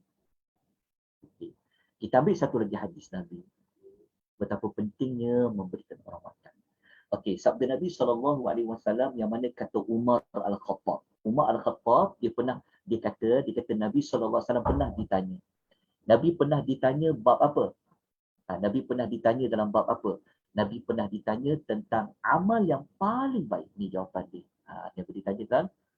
Nabi pernah ditanya, apa amal yang paling baik ya Rasulullah? Apa amal yang paling baik? Nabi kata, idkhaluka surura 'alal mu'minin ashba'ta jaw'atahu aw kasauta uryahu aw qadaita lahu hajatan. Nabi kata orang yang paling baik di kalangan kamu, Nabi kata, kamu membuat seorang mukmin itu gembira. Ini termasuk anak yatim tadi tu lah. Kesian dia, ayah dia tak ada. Dia tengok ayah dia dia tengok kawan-kawan dia ada, ayah dia ambil kat sekolah, hantar pergi sekolah kan. Tengok dekat gambar-gambar media sosial ada ayah kan ada. Sedih anak yatim tu. Tapi kita ni tengok anak yatim macam tu, kita layan anak-anak yatim seperti anak kita. Kita gembirakan dia. Kalau kita gembirakan dia, kata Nabi, kamu adalah orang yang terbaik. Kamu membuat seorang mukmin itu gembira. Bukan anak yatim saja. Ramai lagi lah. Orang dalam kesedihan ke, orang dalam kesusahan ke. Tapi kita nak kaitkan dengan ayat ni tentang dua manusia tadi. Lepas tu Nabi kata juga, kamu membuat orang itu gembira, antara maknanya juga kamu membuat orang itu kenyang dari lapar dia. Tuan-tuan, kita pernahkah rasa lapar? Bila kita rasa lapar? Kan kita dah belajar puasa tempoh hari? Lapar tak? Kan rasa macam mana tak sabar nak buka puasa kan? Rasa lapar kan? Kan kita dah belajar rasa lapar. Cuba bayangkan, waktu kita berbuka tu, gembira tak? Sebab tu Nabi kata orang berbuka ni, dia ada dua kegembiraan dia. Orang puasa ni dia ada dua kegembiraan. Kegembiraan pertama ketika dia berbuka. Ya Allah, dapat buka ni, ya Allah. Gembira sangat. Cuba kita bayangkan. Kalau kita bungkus makanan yang kita masak kan, dengan kadar yang ada. Kita bagi dekat Pak Gad ke, dekat sekretari tingkat. Kita tak tahu orang lapar. Kan, betul tak? Kita bagi pada orang tak ada makan. Bagi kepada gelandangan. Bagi orang-orang lain kan. Cuba tengok muka. Dia punya appreciate tu. Terima kasih tuan, terima kasih puan. Kan, bagi orang makan. Kan. Lepas tu Nabi kata, orang yang baik juga di kalangan kamu, orang yang menutup keaiban orang. Dan orang yang memenuhi hajat orang lain. Menggembirakan orang. Hadis riwayat At-Tabrani, darjat hadis ni adalah hadis hasan. Okey. Apa dah tindakan tadi? Okey. Kemudian kita nak kaitkan tiga benda ni. Tiga benda ni dah maksud macam ni. Kenapa kita kena meyakini hari pembalasan? Kerana kalau kita nak jadi orang beriman, saya tunjuk contoh dekat sini. Okey, ini surah apa? Ini adalah surah Al-Insan. Ayat 9 dan ayat 10. Siapa baca surah Insan surah yang banyak cerita tentang orang yang masuk syurga, nikmat syurga. Jadi kalau kita nak tengok, kita ni insan yang sebenar-benar insan, dia nak masuk syurga, dia kena buat apa?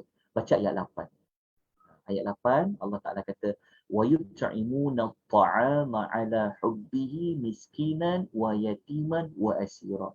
Nabi kata mereka juga memberikan makanan yang disukai kepada orang miskin, anak yatim dan orang tawanan. Sebab itu kalau kita baca surah Insan, kalau boleh beri makan, makan yang kita suka makan. Itu sangat-sangat terbaik. Jangan kita bagi makan yang kita tak suka makan. Maksudnya tak suka makan tu kalau makan tu bernilai, okeylah. Maksudnya jangan bagi makan yang dah lebih-lebih. Bagi makan kita suka makan. Lepas tu mereka ni ikhlaslah, ini ayat nombor 9. Tetapi yang kita nak tengok, kenapa mereka suka beri orang lain makan? Kenapa waktu beri mereka beri makan ni mereka tak nak apa-apa balasan? Ayat 10 bagi jawapan. Kerana mereka kata apa? Inna nakhafu min rabbina yawman abusan qamtarira. Kami buat macam tu sebab kami takutkan Tuhan kami pada suatu hari yang padanya muka orang yang bersalah muram dengan penuh kesulitan. Maknanya ayat 10, 9 dengan 8 ni dia sebenarnya dikaitkan dengan hari kiamat. Ayat 10 ni menjadi penyebab kepada ayat 9. Maksudnya orang yang boleh jadi ayat yang nombor 8, orang yang boleh jadi ayat nombor 9 ni sebab apa? Sebab mereka ingat ayat pada nombor 10. Dia lawan surah Al-Ma'un ni. Surah Al-Ma'un ni orang menjadi jahat, menjadi tak ada hati dan perasaan, tak belas kasihan pada orang lain sebab dia tak percaya hari kiamat. Tapi kalau orang dia takutkan Allah nanti dia akhirat macam mana, aku nak jumpa Allah Ta'ala, harta aku banyak, cukup makan, betul tak? Kan? Sembahyang main-main. Orang yang ada perasaan takut nak jumpa Allah Ta'ala nanti di hari akhirat, dia akan jadi baik. Dia akan jadi ayat nombor 9, dia akan jadi ayat nombor 8. Sebab itu tadi tindakan yang kita sebut tadi tu, maksudnya kenapa kita nak meyakini hari kiamat ni? Sebab apabila kita yakin hari pembalasan, kita tak akan abaikan anak yatim. Kita akan fikirkan orang lain tak ada makan, ajak orang lain bagi makan. Tahu je ada orang nak buat, ada je kempen nak ajak orang bagi makan, kita terus viralkan dan sebagainya. Sebab apa? Sebab puncanya kat sini. Sebab apa jadi macam ni? Sebab puncanya kat sini. Jelas Okey. Kita terus kepada tindakan yang keempat. Tindakan yang keempat dapat kita belajar pada surah Al-Ma'un ni adalah solat kita kena jaga. Sebab kita tak nak termasuk orang yang mengabaikan, yang lalai tentang solat yang Allah fardukan. Okey. Lepas ni kita dah nak solat awal waktu. Awal waktu tu maksudnya kita tak naklah sampai hujung waktu baru nak solat. Dan paling lagi baik kalau kita memang tak ada urusan yang perlu dibuat segera, maksudnya kita memang ada ruang yang nak buat solat tak diganggu dengan benda lain, kita solat di awal-awal waktu. Tapi kalau macam kita tengah lapar ni, tapi dah masuk asar ni, tapi aku lapar lah. Ustaz tu ceramah panjang sangat, hari ni kelas 2 jam sampai tak sempat nak makan. Ingatkan nak makan pukul 3 tadi. Ingatkan nak makan pukul 2.30. Dia punya kelas hari 2.30. Betul tak? Dia tak sempat nak makan. Kan? Tiba-tiba dah masuk asar, dia bolehlah makan sekejap. Dia ada keperluan. Dia solat waktu ni tidaklah secara mutlak. Dia ada beberapa ketika dia boleh lewatkan sikit waktu dia tu. Bukanlah lewat banyak. Lewatkan. Contohnya nak makan dulu sebab lapar. Nanti siapa yang ikut surah Al-Mu'minun, hari Selasa dia belajar solat khusyuk, nanti kita akan sebut pasal makan dulu. Nak jaga khusyuk. Tapi kalau kita makan dah ada, semua dah lengkap, kita solat di awal waktu supaya kita dapat sembahyang dengan khusyuk, tak terkejar-kejar. Okay. Kemudian di sini kita juga dituntut untuk apa? Memelihara rukun dalam solat tu. Tengok tumak ninah dia macam mana, perukuknya macam mana. Ni memelihara rukun-rukun solat. Disebabkan tindakan inilah kita mengambil inisiatif untuk kita buat awal jam 2.30. Sebenarnya tuan-tuan dan puan, kenapa kita buat pukul 3 sebelum ni? Sebelum ada PKP, kelas ni sebenarnya buat di rumah Puan Zandra. Jadi kalau buat di rumah, kalau awal sangat 2.30, ada orang baru nak bertolak lepas ambil anak sekolah, tuan faham kan? Jam dekat tengah jalan, contoh. Jadi sebab tu kita buat pukul 3. Supaya pukul 3 ni, kata orang, semua orang boleh sampai di rumah. Tapi kita buat bentuk online ni, sebab tu kita lepas kita belajar surah Al-Ma'un ni, kan surah Al-Ma'un ni surah-surah yang telah mengukuhkan kita lagi. Lepas tu kita buat 2.30 sebab nak ambil maklumat-maklumat ni. Okey, ya. Okey, lepas tu kita lanjutkan lagi dengan pengajaran yang lain. Lepas ni kalau kita buat ibadat khususnya solat, okey, kita ikhlas mata-mata kerana Allah. Sebab tu kalau kita buat ibadat solat, sebab tu ibadat solat sunat ni sangat afdal kalau buat sendiri-sendiri. Kalau kita semayang solat-solat sunat, memang afdal kita buat di rumah. Tidak buat di tengah-tengah orang ramai. Sebab apa? Sebab kita tak nak termasuk dalam perbuatan orang yang riak di hadapan orang buat solat. Sebab tu memang ibadat solat sunat, afdal dia buat bersendirian, dia buat di tempat yang tertutup. Supaya nak dapatkan keikhlasan. Lepas tu di sini kita kena sentiasa membantu orang lain yang memerlukan pertolongan. Sebab apa?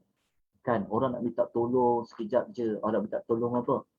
Kan, tolong, boleh tak tolong bagi saya sekejap, saya nak parking kat sini sekejap je. Boleh tak puan sekejap je puan ya, saya nak pergi bank tu. Kan, tapi kita ni punyalah tapak, mentang-mentang tapak parking tu kita beli ataupun itu tapak kita punya contoh kan. Jiran tu sekejap dia nak parking kan. Janganlah kita wayam na'un dan ma'un pula. So kita bantu orang lain memerlukan pertolongan kan. Okey, kenapa? Kerana ni kelebihan dia. Kelebihan dia apa? Kita baca hadis ni. Apa sabda Nabi SAW? Nabi kata, Nabi sebut, وَمَنْ يَسَّرَ عَلَى مُؤْسِرٍ يَسَّرَ اللَّهُ عَلَيْهِ فِي الدُّنْيَا وَالْآخِرَةِ. Sesiapa yang memudahkan kepada orang yang kesempitan, Allah akan memudahkan kepadanya di dunia, di akhirat. Ingat hadis ni. Kalau kita tolong orang lain dalam kesempitan yang perlukan pertolongan, nanti dekat akhirat, bahkan bukan ke akhirat je, dekat dunia dan di akhirat Allah akan tolong kita. Sebab tu kadang-kadang kan, waktu kita susah, waktu kita dalam kesempitan, Allah Ta'ala tak bagi kita pertolongan. Sebab apa? Mungkin antara sebabnya waktu dulu orang nak minta tolong, kita abaikan. Tapi kita tolong orang bukan kerana untuk orang tolong kita. Tak, kita buat kerana Allah. Lepas tu Allah kata apa? Nabi kata, Wallahu fil auni al-abdi maka al-abdu fi auni akhi. Allah sentiasa menolong seseorang hamba selama mana hamba tu tolong saudaranya. Pegang hadis ini sampai bila-bila.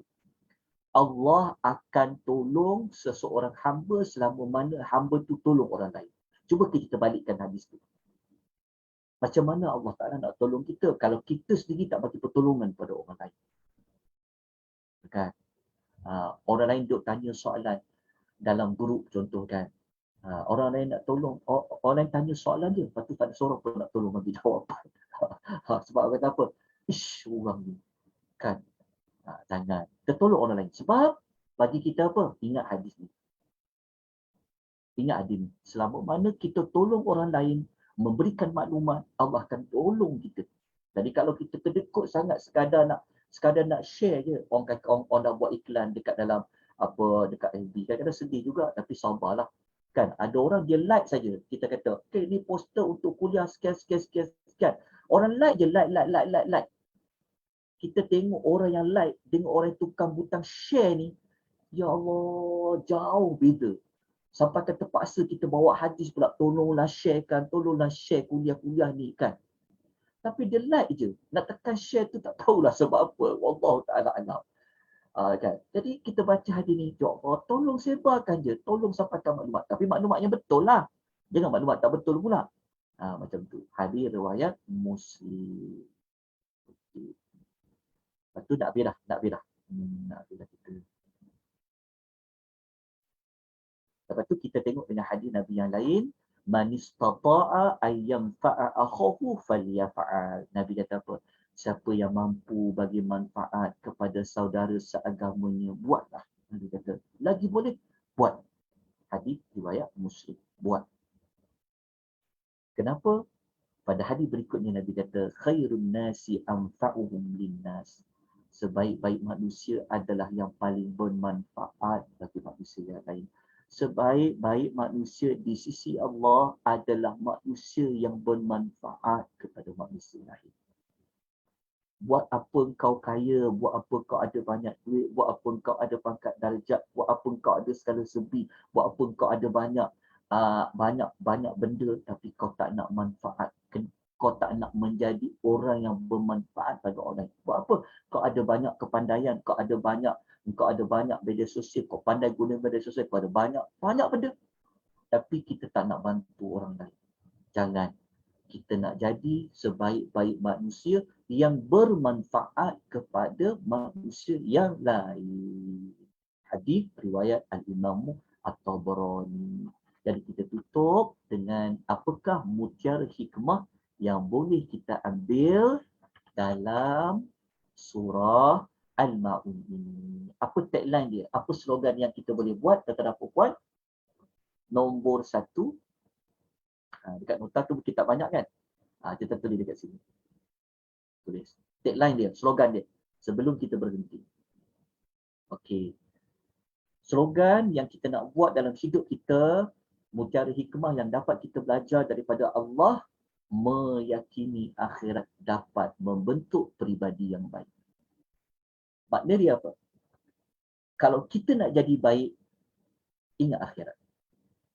Kalau kita nak ada hati dan perasaan, nak bagi hilang sifat kedekut, nak bagi mudah ada perasaan empati, simpati, percaya pada hari akhirat.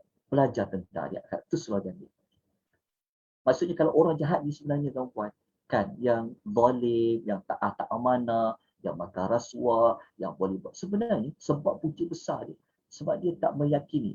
Bukan meyakini itu hanya sekadar kata, aku percaya kiamat tu ada. Tak. Meyakini dalam bentuk dia tunjukkan bukti dia. Meyakini hari kiamat. Sebab itu kita kena belajar surah Zalzalah selepas ni. Kita bagi belajar surah Zalzalah sebab nak ambil tindakan daripada belajar surah Al-Ma'un tu. Nota saya dah edarkan kepada tentara perempuan, memang kita kena bincang pada minggu depan. So ini. Maknanya, kalau saya nak jadi baik, saya kena belajar pasal kiamat. Saya kena belajar hisab tu macam mana. Macam mana Allah Ta'ala akan tengok amal saya. Sebab tu lepas ni kita belajar surah Al-Zalzalah. Sebab apa tahu? Sebab surah Al-Zalzalah ni surah yang paling detail hisab. Allah kata apa? Allah kata, siapa yang faham kan? Allah Ta'ala kata, kalau kau buat amal baik sebesar zarrah, pasti kau akan nampak amal tu.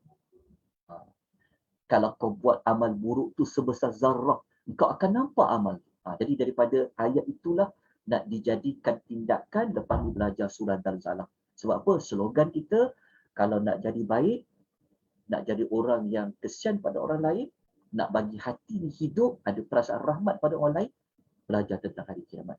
Ingat pasal hari kiamat. Kalau dia ingat hari kiamat, dia tak kisah berapa banyak pun dia nak infak pada orang. Dia tak kisah masa dia ada, tak kisah nak berjalan jauh sekalipun, demi nak menyampaikan sumbangan ni terpaksa berjalan berjam-jam. Dia tak kisah dah. Sebab apa? Sebab dia ingat kiamat. Dan yang berikutnya, yang kedua, kita kena ingat, kalau kita buat satu dosa tu dia akan berangkai. Berangkai macam mana? Ingat tak ayat dia? Nampak tak? Kalau, maksud dia macam solat kan. Kalau dia abai solat, dia akan kaitkan mengabai hubungan dengan manusia. Maksudnya kalau dengan Allah tak jaga, dengan manusia dia juga tak akan jaga. Betul tak? Kalau solat boleh abaikan, betul tak? Macam mana dia nak, kalau dengan Allah dia tak jaga, nanti akan membawa kesan dia juga tak akan ambil peduli pasal orang. Begitulah sebaliknya. Tetap faham tak? Suatu dosa berhubung kait dengan dosa yang lain. Dia maksudnya kalau kita buat dosa dengan manusia, dia akan bawa juga dosa-dosa. Dosa ni dia akan berangkai. Macam perkaitan tadi itulah, perkaitan dia tentang solat, tentang hubungan dengan manusia, itu dipanggil perkaitan dia. Okey. Kemudian kita lihat yang ketiga. Slogan ketiga, nak dapat rahmat Allah, tengok sejauh mana kita rahmat pada manusia. Kalau kita nak dapat kasih sayang Allah, tengok kasih sayang kita manusia macam mana. Kan? Rahmat Allah bergantung kepada rahmat kita kepada manusia. Ingat tu sampai bila slogan. Kalau kita nak Allah kesian kepada kita, kita tengok betapa banyak kita kesian pada orang. Kalau kita nak dapat rahmat Allah, tengok sejauh mana kita merahmati orang lain. Itu slogan yang saya dapat bagi contoh lah selepas saya belajar surah Al-Ma'un. Saya tak akan lupa sampai bila-bila. Sebab apa? Sebab hadis ni kata. Mari kita tengok kat sini. Oh, saya terlupa lah. Ada satu hadis kat sini. Ya Allah, saya terlupa. Maafkan saya. Ni hadis ni. Allah, masih tertinggal. Pada hazanah. Kita tutup sikit ya. Dia ada hadis tu tertinggal. Hadis tu kata macam ni. Kalau Allah merahmati kepada orang yang merahmati orang lain. Itu hadis dia. Okay. Kita tutup pada azanah. Okay, kita lanjutkan sikit lagi. Okey. Pada makanan kita terdapat hak makanan orang miskin. Ingat sebelum slogan dia. Slogan dia apa? Pada makanan kita, contohnya kita beli makanan kan, kita nak makan nasi tu kita teringat. Pada makanan pagi kita, sarapan kita, dekat situ ada makanan orang miskin. Kita makan tengah hari, ada makanan orang miskin. Kita makan waktu malam kan, kita dinner, ada makan orang miskin. Ingat slogan tu sampai bila-bila. Pada makanan kita terdapat hak makanan orang miskin. Okey, jelas? Okey, kita pergi yang berikutnya. Formula nak jadi baik ada pada solat. Kalau anak kita ni jahat, orang lain jahat atau kita jahat, kita tengok diri kita. Solat aku macam mana? Solat aku macam mana? Lepas tu kalau saya jadi kaunselor, contoh tengok hidup kacau merbah, tengok dia jadi jahat, kita tanya dia, solat kau macam mana? Solat kau macam mana? Kalau solat dia tak buat solat, dia solat main-main, sebenarnya itu sebab dia boleh jadi macam tu. Jadi formula nak jadi baik ada pada solat. Formula anak nak jadi baik, tengok solat dia, jaga solat dia, suruh dia buat solat betul-betul. Itu formula dia. Sebab apa? Ni Allah Ta'ala kata. Sebab Allah sebut dalam surah Al-Ankabut ayat 45, Allah kata apa? Inna salata tanha 'anil fahsya'i wal munkar. Allah kata dirikanlah solat, sesungguhnya solat tu dapat mencegah daripada perbuatan keji dan munkar. Kenapa Allah Ta'ala kata solat dapat mencegah daripada perbuatan keji dan munkar? Sebab apa? Dirikanlah solat. Maknanya pada solat ni kita boleh jadi baik. Tapi kenapa lagi solat tak berubah apa-apa? Sebab tengok, cek pada solat dia. Mungkin dia solat tapi solatnya tak cukup rukun, tak jaga rukun, solat main-main. Last sekali sebelum kita berhenti dekat sini, hubungan dengan Allah dengan manusia tak boleh dipisahkan. Maksud dia apa? Jangan kita solat, jangan kita puasa, tapi kita abaikan orang-orang kat luar sana. Tak boleh. Surah Al-Ma'un, surah yang tidak memisahkan antara hubungan dengan Allah, hubungan sesama manusia. Dia dapat tak slogan dia? Dapat tak tagline dia? Dapat tak kata-kata hikmah? Dapat tak mutiara hikmah yang boleh kita dapat daripada surah Al-Ma'un? Bayangkan, cuba tentang gabungkan surah Al-Alaq, dapat mutiara hikmah, dapat slogan. Dan dia sebenarnya kenapa saya buat macam ni? Sebenarnya kita nak bagi dia lekat dekat hati dan minda kita. Lepas tu dia akan push daripada slogan ni, mutiara ni, dia akan push pada perbuatan. Kan? Pada perbuatan. Jadi kata tu, contoh kita makan kan, kita dah pegang slogan tadi. Kita nak makan malam pun, ya Allah, aku ni makan sedap ni, lauk banyak ni. Macam mana orang yang miskin ni nak makan? Nampak tak? Daripada kata-kata hikmah tadi, mutiara hikmah tadi, dia membentuk perasaan kita bertanya kat kawan-kawan kita dekat grup, tanya kawan-kawan kita dekat persatuan, tanya belik dekat FB, belik dekat mana-mana media sosial. Ada tak orang yang nak kumpul duit untuk bagi orang makan? Daripada slogan tadi. Begitulah sebaliknya. Moga-moga surah Al-Ma'un ni dapat menjentik hati kita, dapat melembutkan hati kita, dapat membuang sifat bakhil kita, okey, dapat membina sifat simpati dan empati yang ada di dalam diri kita, dapat menjadikan kita seorang yang benar-benar lepas ni kalau solat, dia nak fokus solat. Jadi tetap ikuti juga kelas surah Al-Mu'minun nanti untuk belajar tentang solat yang khusyuk dan sebagainya. Wallahu ta'ala alam. Ada sebarang persoalan pertanyaan sebelum kita tamatkan? Ustaz nak tanya. Ya. Okey, untuk ayat 5 tu kan, kurang faham lah. Maksudnya, kalau Allah guna fi tu maksudnya dalam. Maksudnya semasa ketika solat, perbuatan solat tu Ya. ya. Ya, Kalau ya. an tu maksudnya tentang tu macam mana maksudnya? Tentang tu Ah. dia bukanlah tentang tu dia lebih kepada dia macam ni, tentang solat tu dia bukanlah merujuk kepada macam lalai lupa rakaat ataupun tak khusyuk. Sebab dalam solat tu dia berbeza tentang solat. Faham tak? Nak ulas macam mana? Maksudnya Tentang tu maksudnya macam cara orang tu berinteraksi waktu perintah solat tu macam tu. Sama ada dia leka ke dia dia bukan tentang solat ni, dia tidaklah sedalam macam dalam solat. Sebab kalau sebut dalam solat, macam dalam solat tu macam membawa pengertian dia lupa, dia tak fokus, bukan itu. Tapi tentang solat tu, tentang tu dia kaitan dengan solat juga, tapi tentang tu dia tidaklah membawa makna macam lupa rakaat ataupun dia tak fokus. Bukan itu. Tapi pergi kepada ulasan yang saya sebut tadi itulah. Wallahu ta'ala alam. Okey, ada pertanyaan Ustaz lain? nak tanya. Assalamualaikum warahmatullahi wabarakatuh. Ya. Tadi Ustaz kata tentang kepercayaan kita pada hari akhirat. Macam mana pula ada orang yang sembahyang tapi dia bakil, dia tak bersedekah padahal duit dia banyak. So macam mana kita nak katakan ataupun kita nak ajak dia supaya dia ingat yang akhirat lah. Dia solat, dia baca Quran tapi bab lain tu dia kurang. Macam mana kita nak ingatkan dia tentang akhirat tu? Ya. Ingatkan dia tak akhirat. Okey, sebenarnya pertama sekali sembahyang dia tu sebenarnya bukan betul-betul sembahyang sebenarnya. Sebab kalau dia betul-betul sembahyang, dia faham tentang tu, sebenarnya dia jadi lebih baik. Okey. Tapi kalau dia dah sembahyang juga, tapi kalau dia bakhil juga, kita kena beri penerangan kepada dia tentang hubungan yang dia perlu ambil peduli tentang orang lain.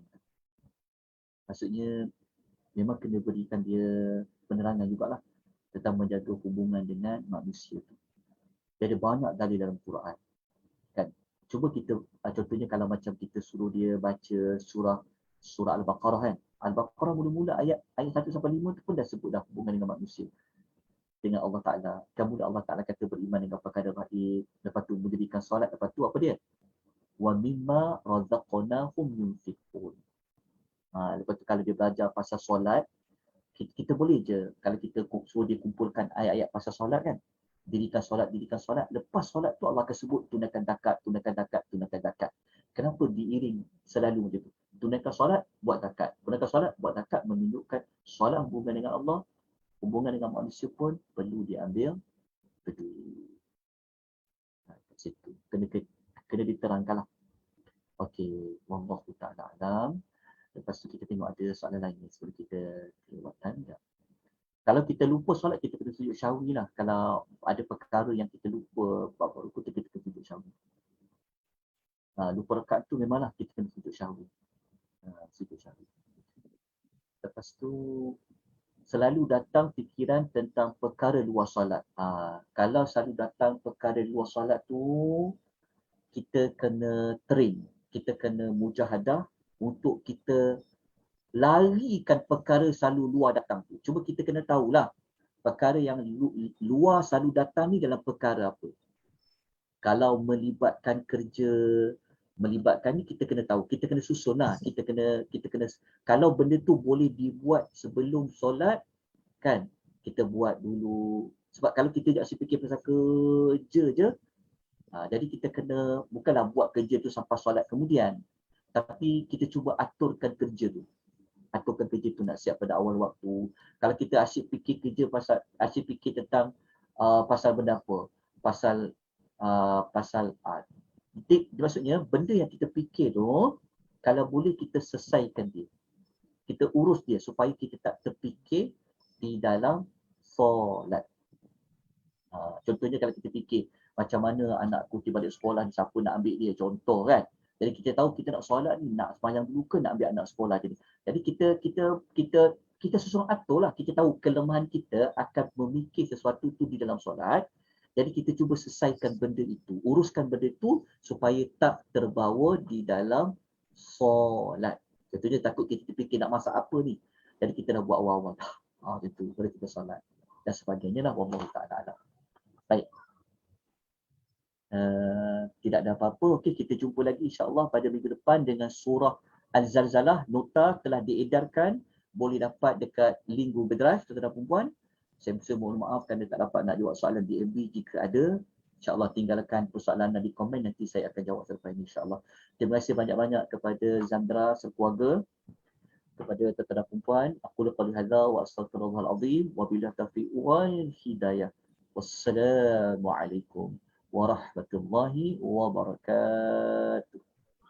Jazakallah Ustaz. Terima kasih Ustaz. Terima kasih Ustaz.